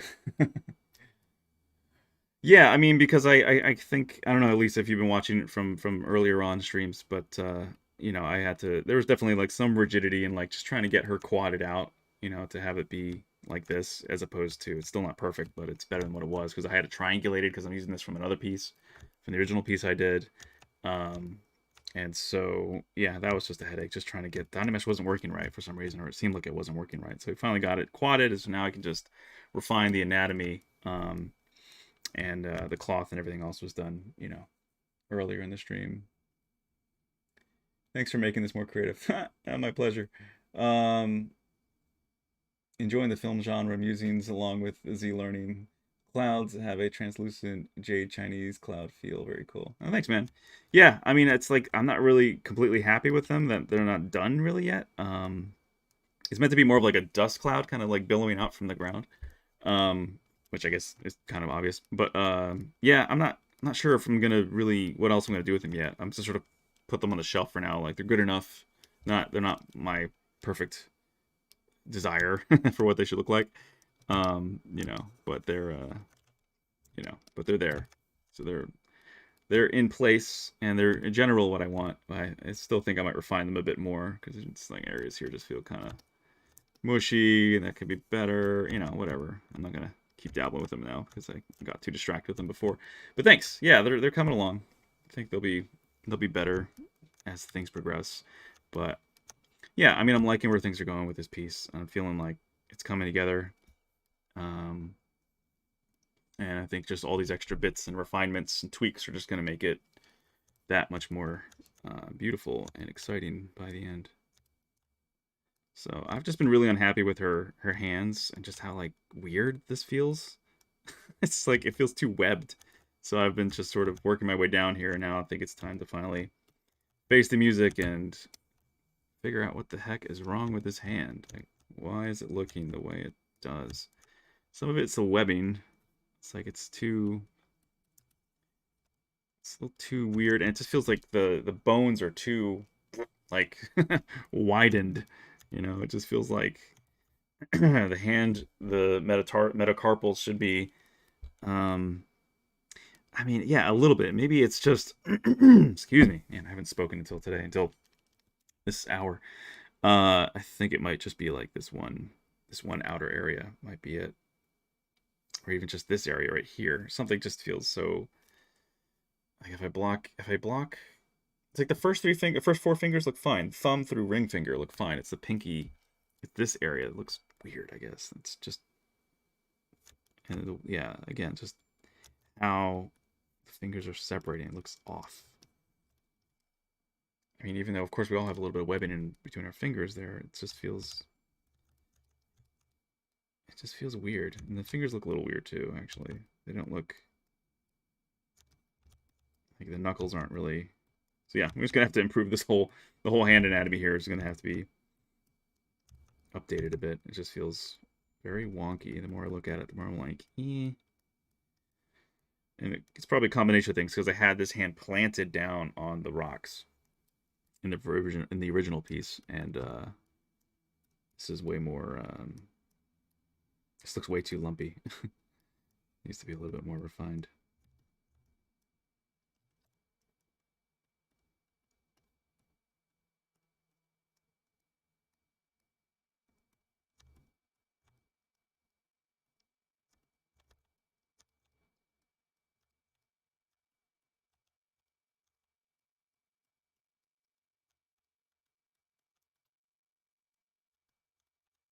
They do feel very long too. They are like even with the phalanges, just these the end pieces here, the last joint here, it just feels like the whole bone is a bit elongated. It would help to be to shorten a bit.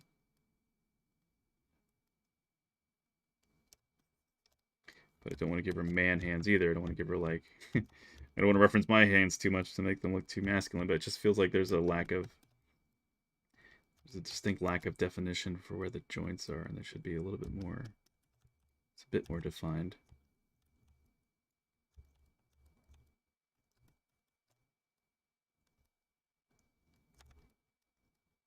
I'm sure you guys remember that Jerry Seinfeld episode, the famous "She had man hands." The intercut between Jerry on his date and this woman sitting in front of him, and then when she reaches over to him, you see a real dude's hand. It's like a very manly hand just coming in with her blouse on his, her sleeve on his arm, so it looks like it's her hand. And it's hilarious. Classic. So don't want to go there. Don't want to go down the man hands route for her. I want her to have a very feminine looking hand, yet also want it to have it be a little bit more anatomically correct and not be too blobby and weird.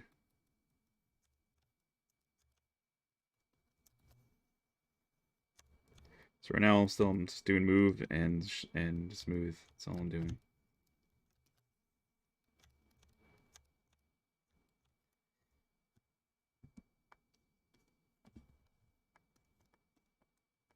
Just kind of going for idyllic proportions too, kind of very, I mean, ish, of course. I'm still working with what I got here, and I'm not going to do dramatic, huge changes. Because I want it to feel like the same, continuation of the original piece, but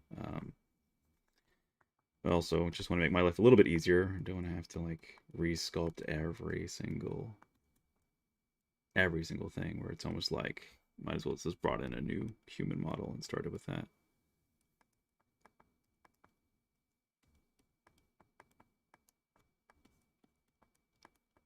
Oh. Looks a little like flattened. Yeah, that's weird. Ugh. His hand anatomy is weird and off.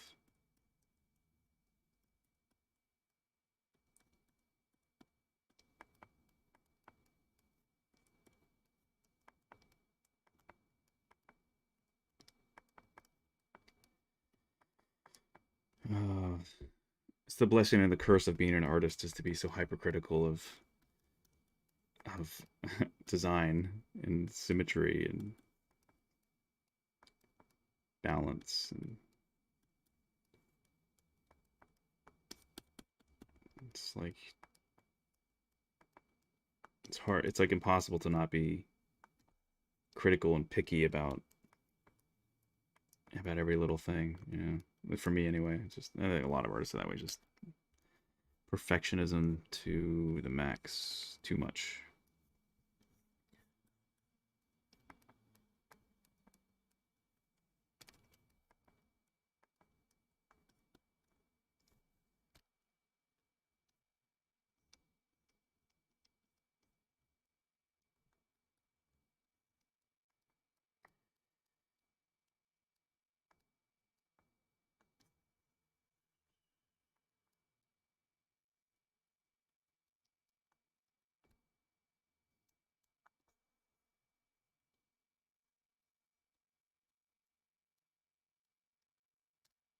I'm just going to use a little normal standard here to kind of puff out the skin to accentuate the crease of the joint.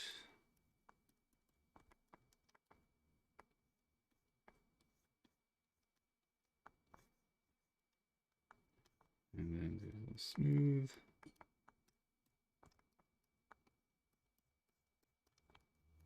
All right, now for the fingerprints. No, I'm just kidding.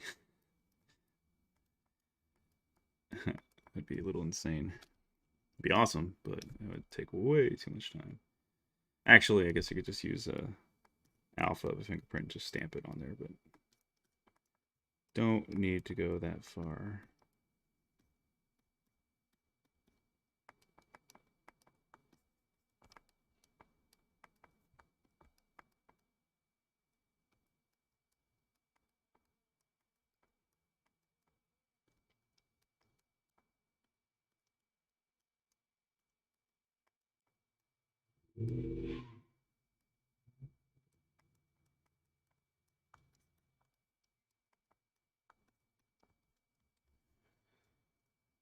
Sorry, I missed a bunch of chat. What else do we have going here? So yeah, thanks, Kyle. Strange material. I'm just using the Skin Shader 4, right? Yeah, Skin Shade 4. It's gray. I don't know. It's pretty standard stuff for me. Pretty standard for a lot of people. Da, da, da, da. Okay, Marcus Moore. What the fuck? That's the kind of stuff that gets people blocked. What the hell? Enjoying the film genre musings along with the sea learning. Yeah, thank you. um, sorry, I backed up there. All right, so yeah, we got.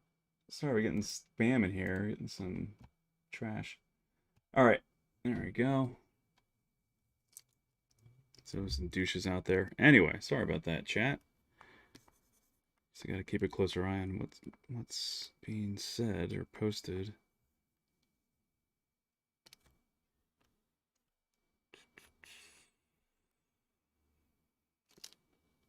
Yeah, so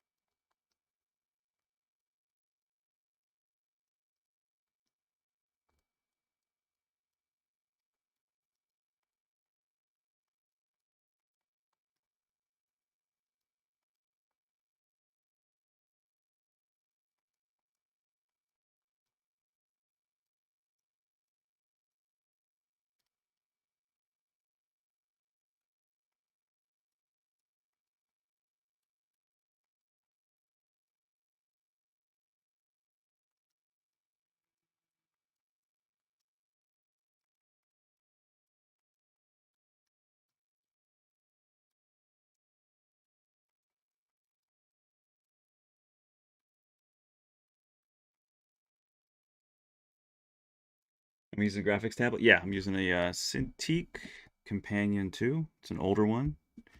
Um, but that is what I've got going on here. Eventually I'll upgrade someday. But this is what I'm using right now on this PC, and then I have a Mobile Studio Pro that I use when I'm not on this one, which is actually a bigger screen. It's like 16-inch. This one's about 13. So it's really not that big, but then again, I like this kind of real estate in general. I think 16 would be a little bit better. I mean, but I don't like going a lot bigger than 16. I know some people love working on like the 22, 27, 32. I don't know. I just feel like it's if I had that giant of a screen, I'm not sure that I would full screen ZBrush. I would probably keep it closer to this size because your hands, your eye, your body, just you're used to working, like on a on something like this kind of size, or like a 11 by 8.5, maybe a little bit bigger depending on like life drawing classes. But you know, you have the bigger tablets. But general, you're used to working on a piece of paper sized, average piece of paper sized scale. I feel anyway for me, and so yeah, I actually had a large Cintiq and I sold it because it was just too much. It was too big and it took up so much desk real estate, and yeah, so I kind of like going with the more laptop sized screen, and it just lets me work more with my wrist and not having to do these broad arm motions to kind of get certain shapes and forms down. This is way more just natural. So yeah.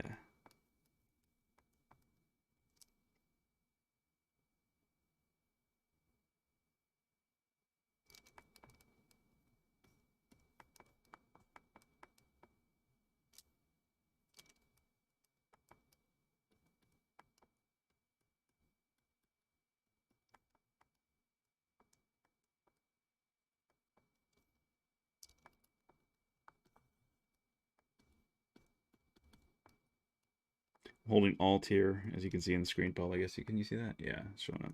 So holding Alt and then pulling. So when you hold Alt and use Move Brush, you do this. If you don't hold Alt and you use Move Brush, it kind of looks the same. I'm trying to think here of like a better way to show this. It's probably maybe the hand's not the best example, but if you hold Alt, you'll pull out along the normals. If you don't, so it'll just be like perpendicular to the camera. So there's that. Or if I go from the same general area, hold Alt and high pull, it's coming toward the camera. You see that? So that versus that.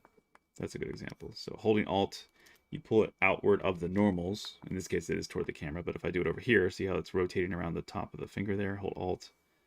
It's going to go off in the direction opposite of the normals of the polys. Versus if I were to hold it like that, you can see there's a difference. It's just smearing it perpendicular to the camera, just like this.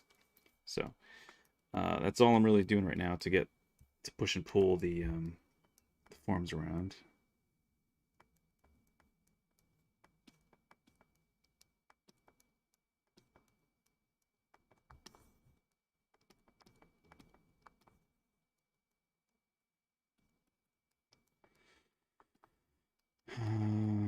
So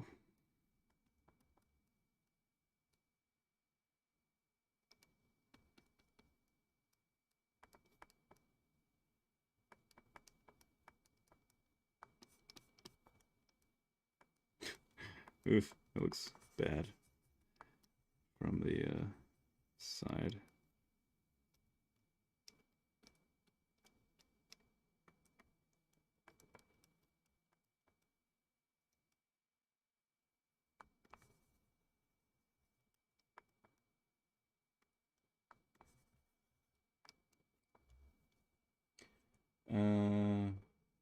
Quick question about Boolean.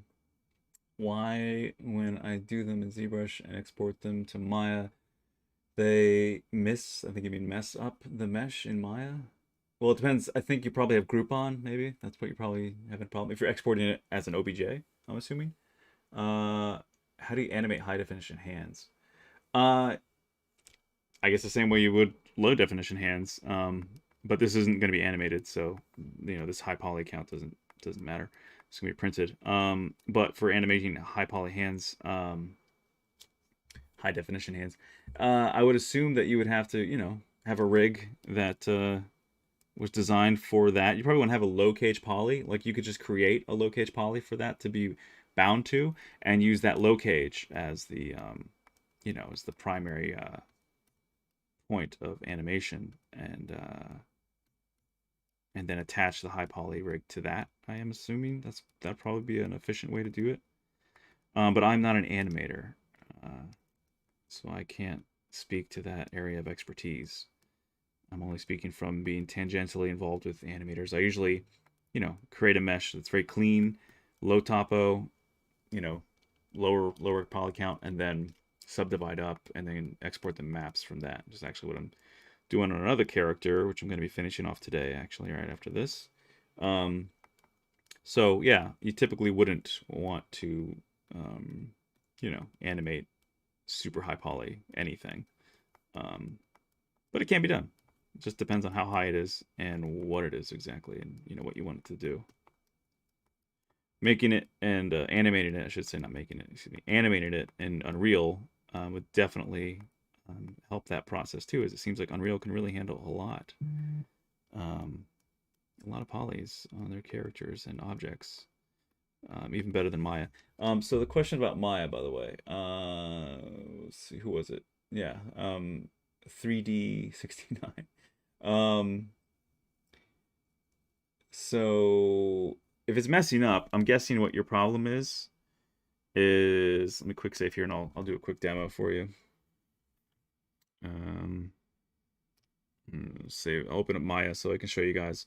This is a common problem for a lot of people in ZBrush, exporting into Maya, and I learned this years ago from just, you know, bitter personal experience.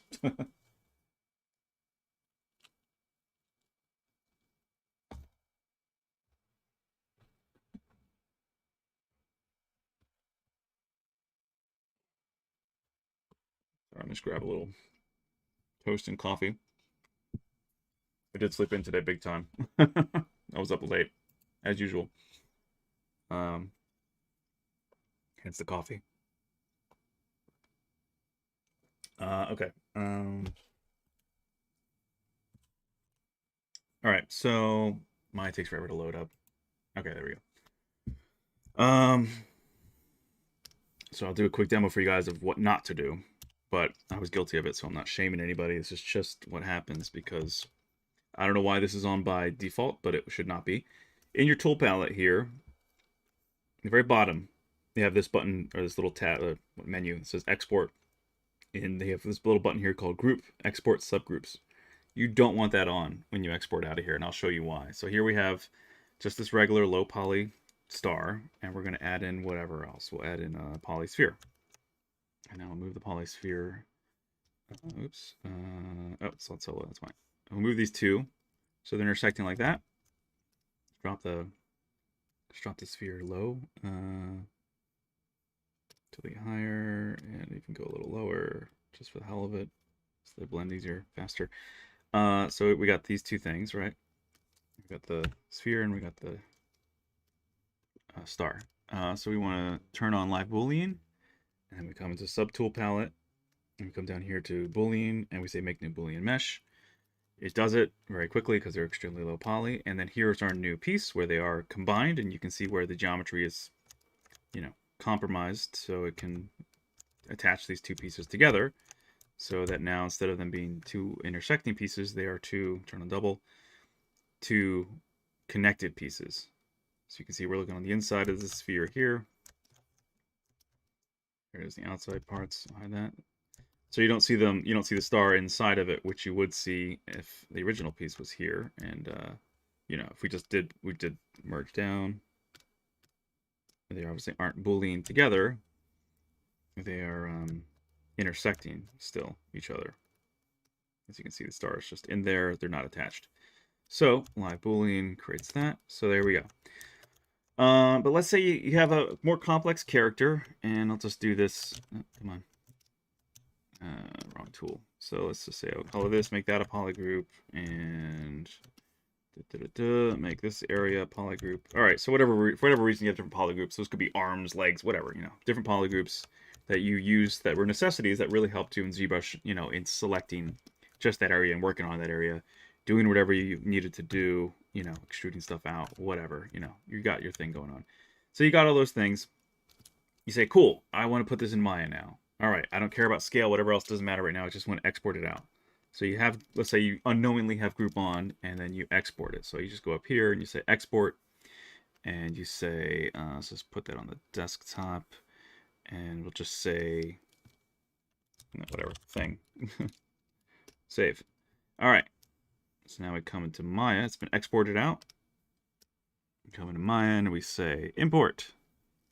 And it's opening it up on my primary monitor. Sorry, one sec. And so then we go to desktop, and there's thing obj. We say import. Blam! There it is. But look over here on the outliner. We've got all these different groups. What a nightmare! Oh my God, what happened?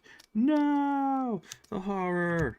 So it's just a cluster cuss of different groups. It's not welded. Is that what's happening to you, 3D? I'm assuming this is what you're talking about. So this is obviously not what we want, because you have to weld all these things together, and it's just a pain in the ass. It's completely, I don't even know why it's not selecting all these other things. Why is it not letting me click on these other? That is weird. Is it screwing up? Yeah, it was. All right. For some reason, Maya doesn't like it when it opens up on my secondary display. So it doesn't let me click on other things until I bring it to my primary display. So weird. I don't get that. Does anybody know why that would happen? If Maya opens up on your secondary display, why it doesn't let you click on anything until you bring it to your primary display? What the hell? Help. I don't know why it does that to me all the time. It's so annoying. Anyway, so we got this problematic, love that word. I'm being sarcastic. We've got this problematic mesh, or bunches of meshes, right? And it should be manifold. It should be watertight. It should be just one mesh. So, we come back down here. You find the suspect of this button group. Suspect button, you unclick it. Now we got this, again, same polygroups, everything's still there. All we did was turn off group. Now we're going to go back. Export. Call this thing revised. Save. Boop. Export it out. Come back into Maya. All right. So we're going to take all these guys and group them together. So that's all one thing, but it's all in there, right? Okay. So that's that. Now we're going to bring in the other one. So we say import. Again, it's opening on my other screen. Okay, import. Thing revised. Now you can see it comes in as one object. Let me move this guy up. Ta-da! And that's the proper weird polygonal pineapple thing. That's what I'm thinking of when I see this now. I think of a pineapple. So now you got the difference here. The correct object imported, the incorrect object imported. So export group, turn off the button group. I don't know, can you turn that off in startup? Z startup, I think the Z startup utility. I think you can turn it off now. I forget, maybe not. I have to check that because I use the Z startup tool all the time now for ZBrush plugin.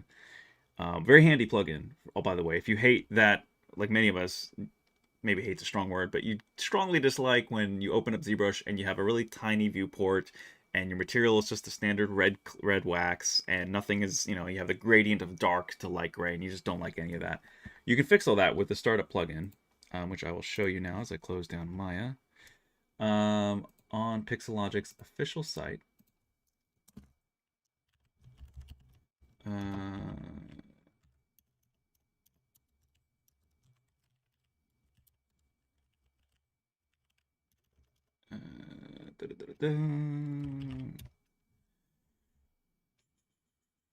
Find it. I think it's in the resource center. Yeah. Okay, so this is their site. And if we scroll down, you got ZBrush plugins here. This is pixologic.com/ZBrush/download-center/plugins. And I'll just give you guys this link right now. So if you need it, can you link it? There you go. So yeah, you scroll down here. And you got some of these, many plugins that most of these should be standard. They should already be in ZBrush 2021 and before. But here you go. See, these plugins listed below are not included in the default initialization of ZBrush 2021. These plugins have had limited testing and could contain potential bugs. Please save your work before using them in ZBrush 2021. I have not had any problems so far using specifically this guy right here, Startup Utility. This is great, Startup Master. Download that, and you can set up everything so that ZBrush opens up with. I mean, of course, you should know how to save your UI if you have a custom UI and all that, which is in preferences. That's pretty easy to do. But as far as having it set up and open up, save and start up with whatever object you want to start with. Usually, I start with a poly sphere, and it's gray skin shade material, so it's just a very kind of Lambert-ish, like material if you're familiar with Lambert and Maya. So that's what I do. And that's where I kind of start up, and it's like, I think my ZBrush kind of, when it starts up, it basically looks like this. That's what it looks like when it starts up, minus the live boolean. And that's what I like. So, and I even kind of adjusted the screen, the viewport, so, I'm not even using any extra. Sometimes some people will have, you see how I'm zooming out here with this button and I'm shrinking the viewport. But you hit the button, this is actual, and it'll bring it up to the actual pixel size that the viewport is. Sometimes someone will have a viewport that is, maybe come to your document. You see here's the width, here's the height, and PRO stands for proportional, right? Constraint proportions. Sometimes somebody will have this thing, and it'll be like way up here, and like 2,000 something, huge, canvas, huge document canvas. But you're only still viewing this area of it. So you're rendering out, or you're calculating. It used to be. I mean, I'm not sure if now with the optimized feature that is built into 2021, if it would still have the problem. But it seemed like, you'd often sometimes have things that are just too big, and that would actually slow down weak machines a bit because it's just processing more volume. And if you're bringing things up, it just seemed to be clunky, and it didn't seem to help much. I'm not sure if it really affected RAM that much altogether, but simply for even just rendering out screen grab, you'd have all this extra real estate if you made it huge. So I made sure to just adjust my screen size, or the viewport size, so that the canvas is going just beyond what's visible here. So like it's even probably a little bit short, yeah, because if I did this, close that, you can see there's black bars on the side. But it's just enough real estate where I'm just trying to keep things thin, optimized light, don't need any extra canvas past what my viewport is usually, and that's how I operate. So anyway, just some good housekeeping tips, whatever, best practices. So what else? Can you make ZBrush not take over your entire screen by default? I get to have, oh yeah, to task, yeah, same thing.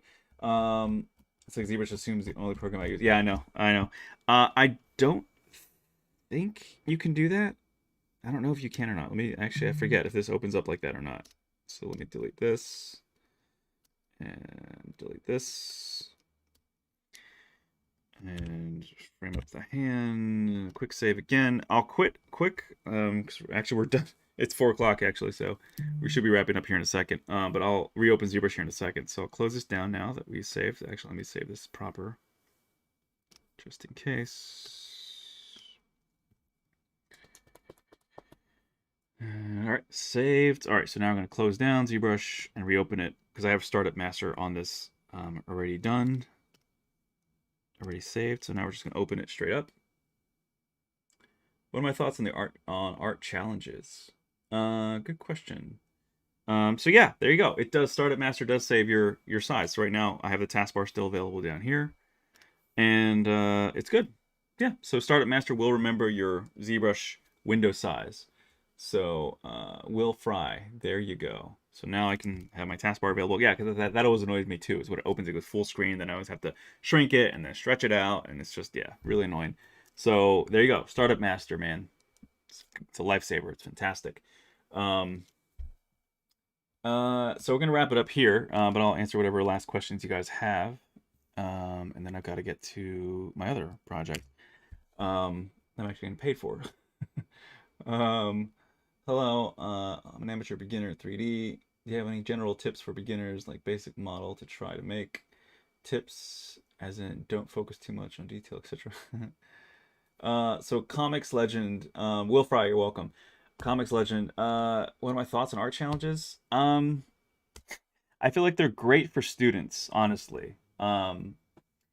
Or for professionals who just either have or want to invest the time to enter them. I don't think I've ever entered any, actually. Just because you can see the amount of attention to detail I put into my work, and the love and time. And I usually feel there hasn't been, see, this is the thing. This is the clever trick, really. If there was an art challenge where I knew I could take a piece that I had already worked on a lot or had already made, and could just modify and add on to really make it powerful for whatever specific art challenge it was, I would do that, I guess, because that would help expedite the time, it would heighten the quality, and it would feel like it's a really good competitive piece with a minimal amount of time put into it. Time, because time is money, time is valuable, and as a student, you're usually spending a lot of your time learning the software, and it's an incentive if you can win something while also practicing on you're doing a piece for yourself to learn, but then that finished work could also, reward you with whatever the prize of an art challenge is, then it makes sense. It's worth it. But for me, where my skill set is at the level where I don't feel like I have to be practicing, the fundamentals all the time or whatever, and my time is valuable and that I need to use it to make money for sure, in a surefire project versus an art challenge, which is like basically telling, the artists, hey, give us your work for free, and maybe out of hundreds or thousands of people might be picked, as the winner. That's even if they're, who are the judges. It depends on so many things. What is their taste, their aesthetic? is your piece, really, do you have enough time to make your piece amazing? And it's just usually I don't have the time and or the interest to jump in art challenges, because a lot of times it's not, the challenges are often not an interest to me.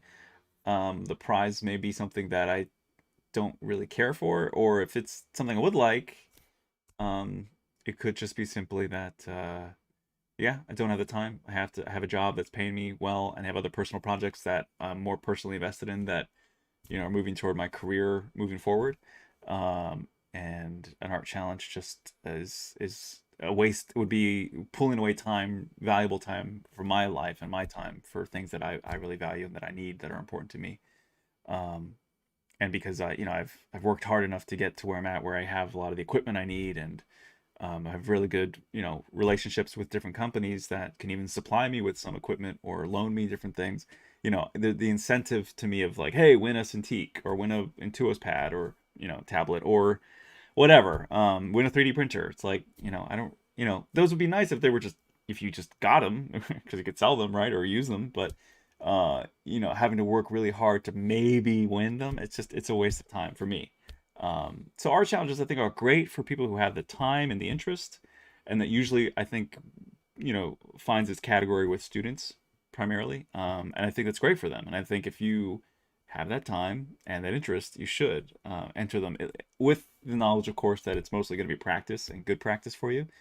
And you'll probably get some good critique out of it as well. And you might get your name on the map a little bit more, where more people will learn about who you are and your work, and be interested in supporting you, and following you, and that kind of stuff. So there's definitely pros and cons, but I think for a lot of professionals, art challenges, it just depends how busy you are, really, in the end, I guess. And for me, I usually keep myself pretty strongly preoccupied, um, outside of even professional paid work, with personal projects that are really big and ambitious and take a lot of time. So yeah. Anyway, so that's my 2 cents, my long 2 cents on art challenges. Um, and if there's no prize involved, even less incentive. I mean, if there's no like great prize package to win for your art, and they're just being like, "Hey, everyone's like Inktober, everyone's like, oh, I'm drawing this for a day, I'm doing that." Like, I don't, I'm not, I'm not a big trend follower kind of person. I really am. Um, I'm more punk rock than not in that department, where it's like, I don't rebel to just rebel, or to be different just to be different, because that's another kind of conformity. Of course, I'm different. I'm a punk rock goth person who dresses like all my other punk rock goth friends. I'm like, whatever, dude. To each their own. Just be you. But I've definitely been one to not really give two shits about trends, or political correctness, or trying to be part of the cool kid crowd. Or I just, that's plebe talk, man. That's conformity. That's like just aligning yourself with the masses. Do you be you, truly, right? True diversity, true individuality is individuality and diversity of thought.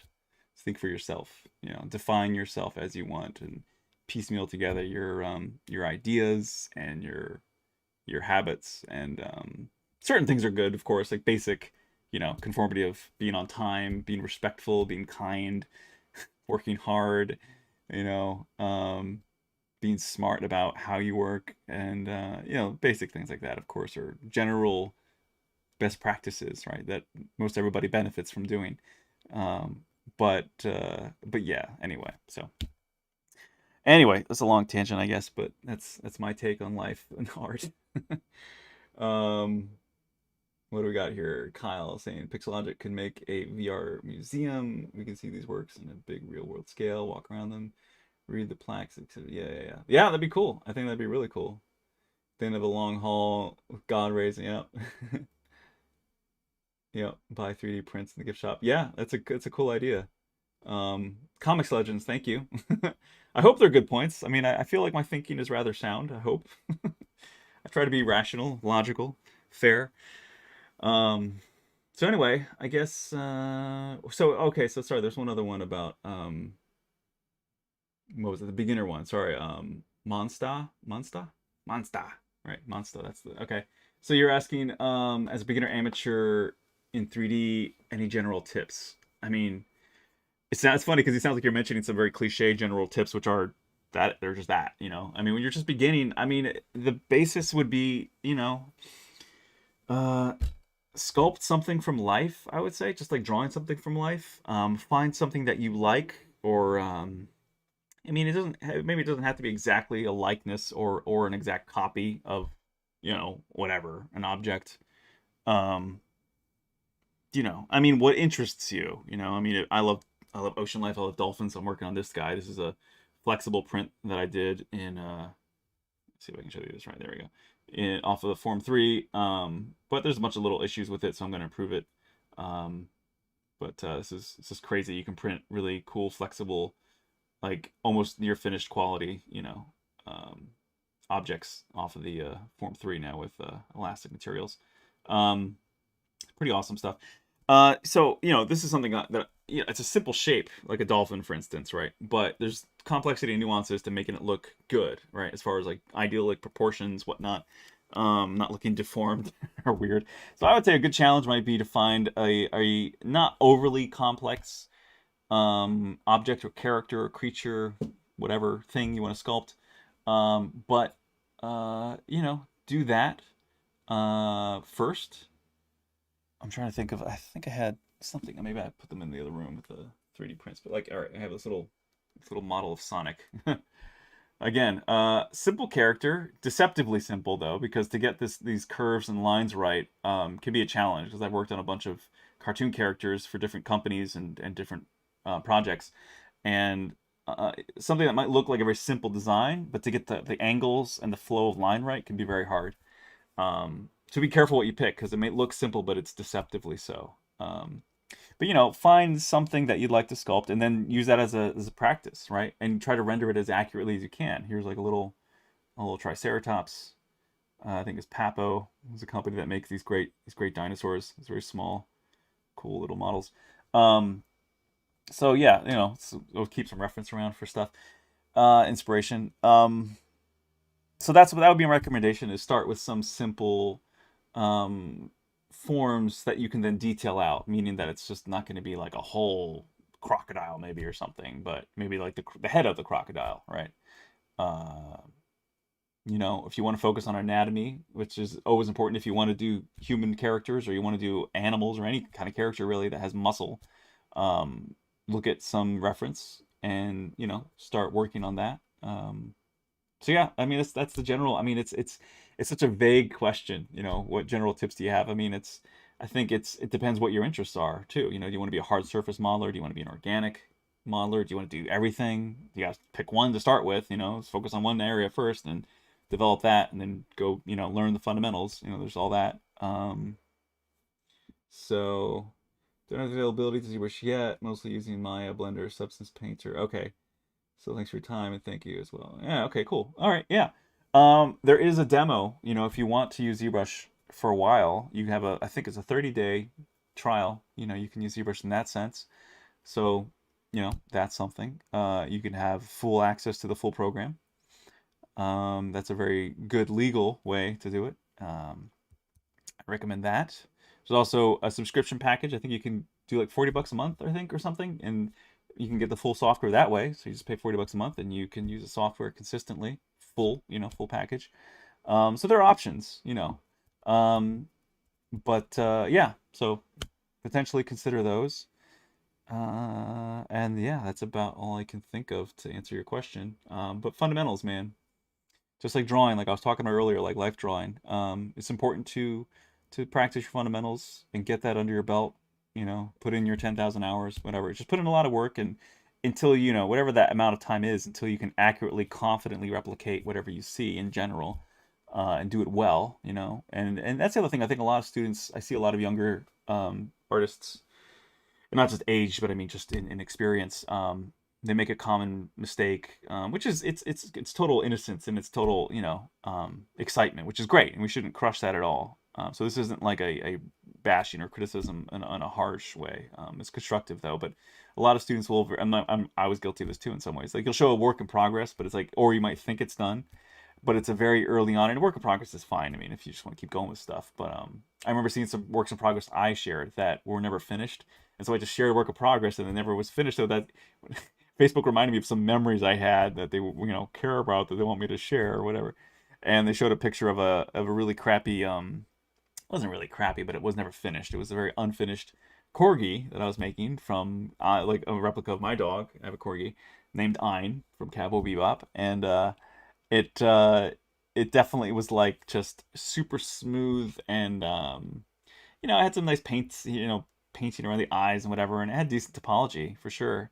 But it was just, it didn't look right yet. It was still off, and I was still finding the right form and shape for it. And it wasn't really that far off. I think I could easily finish it off today. But I just remember looking at it and just being like, ooh, yeah, that's something I probably wouldn't share just yet, because that's, you know. But I was excited about learning the software and saying, hey, look, here's I'm gonna show you my process. And for a lot of other people, that was fine. That was interesting to them. But now knowing where it can go, it's one thing to watch it happen live, but it's another thing to just post pictures in, you know, incrementally, randomly, and be like, I'm working on something, and it looks like trash, you know. Um, but again, that's just being a young artist. That was me, and like a lot of people.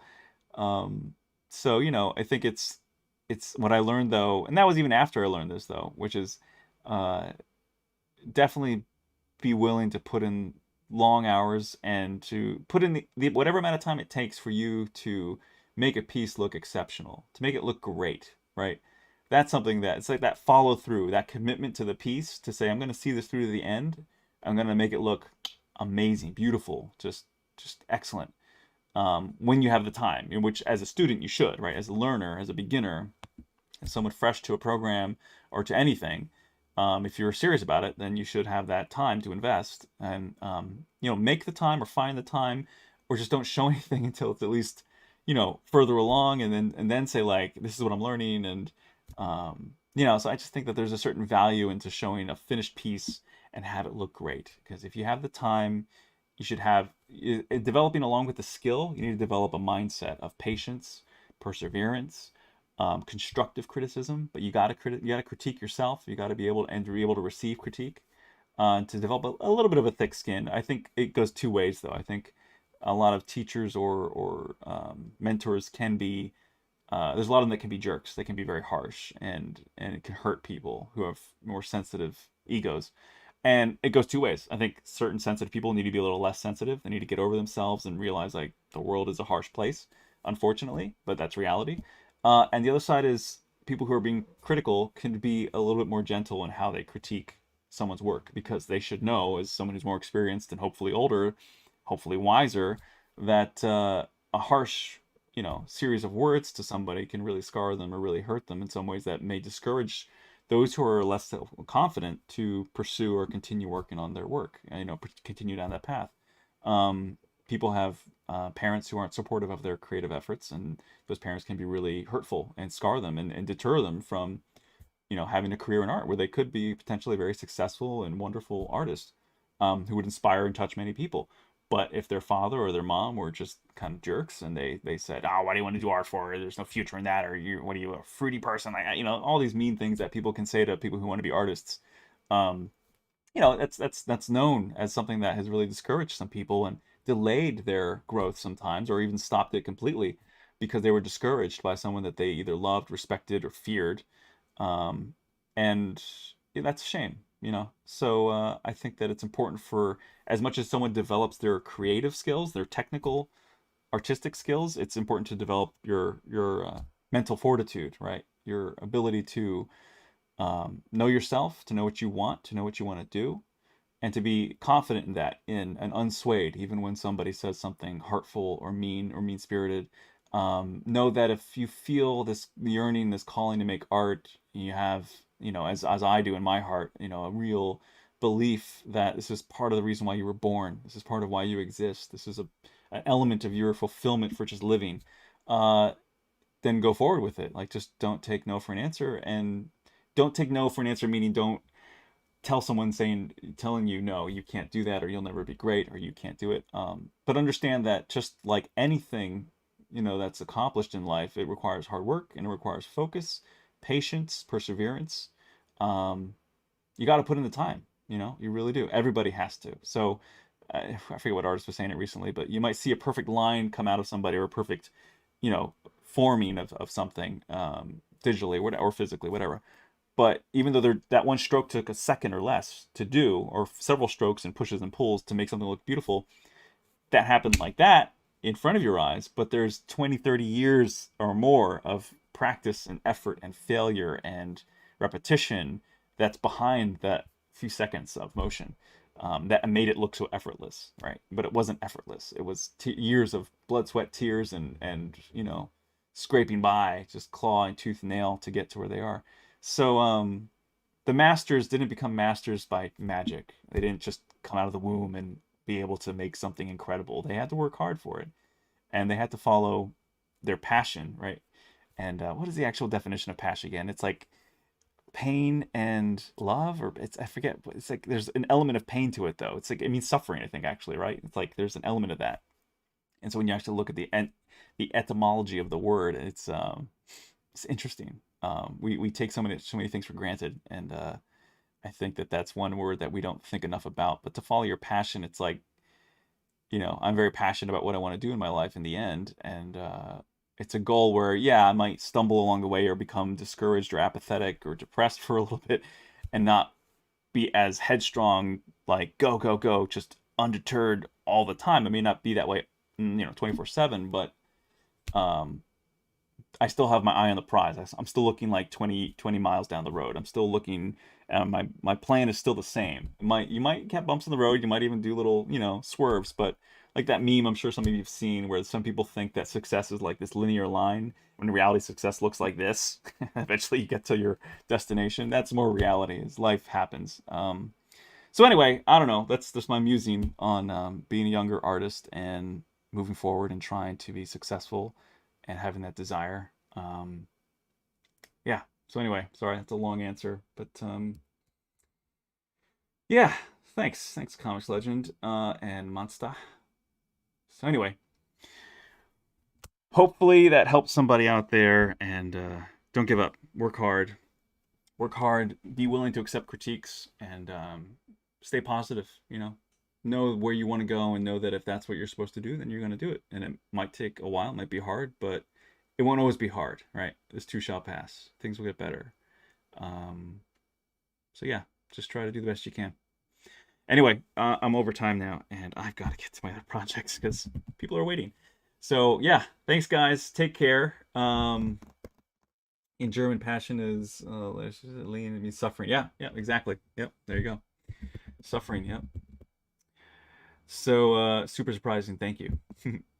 All right, guys. Yeah, remember the ZBrush Summit is coming up. I'm going to have a video. Actually, got to work on that today, too, for them. I've got a video coming out with them, too, that'll be featured in the summit, I believe. It's going to show some cool techniques that I've learned, along with some people from Pixo that helped me. Because most aren't as informative and interesting and encouraging. Oh, Kyle, thanks, man. Appreciate it. Hopefully you come back. I should be back on, next Tuesday, I think? I alternate every week. It's like Sunday and Tuesday at the same time, 2 to 4. So yeah, thanks, Kyle. Appreciate it. Hopefully it's helpful. So yeah, anyway, guys, ZBrush Summit's coming up. Make sure to register for that. It'll be free. It'll be online. I'll have something on there soon. I got to get to work on that. And yeah, good times. All right, guys, take care. Stay well. And I will see you next time.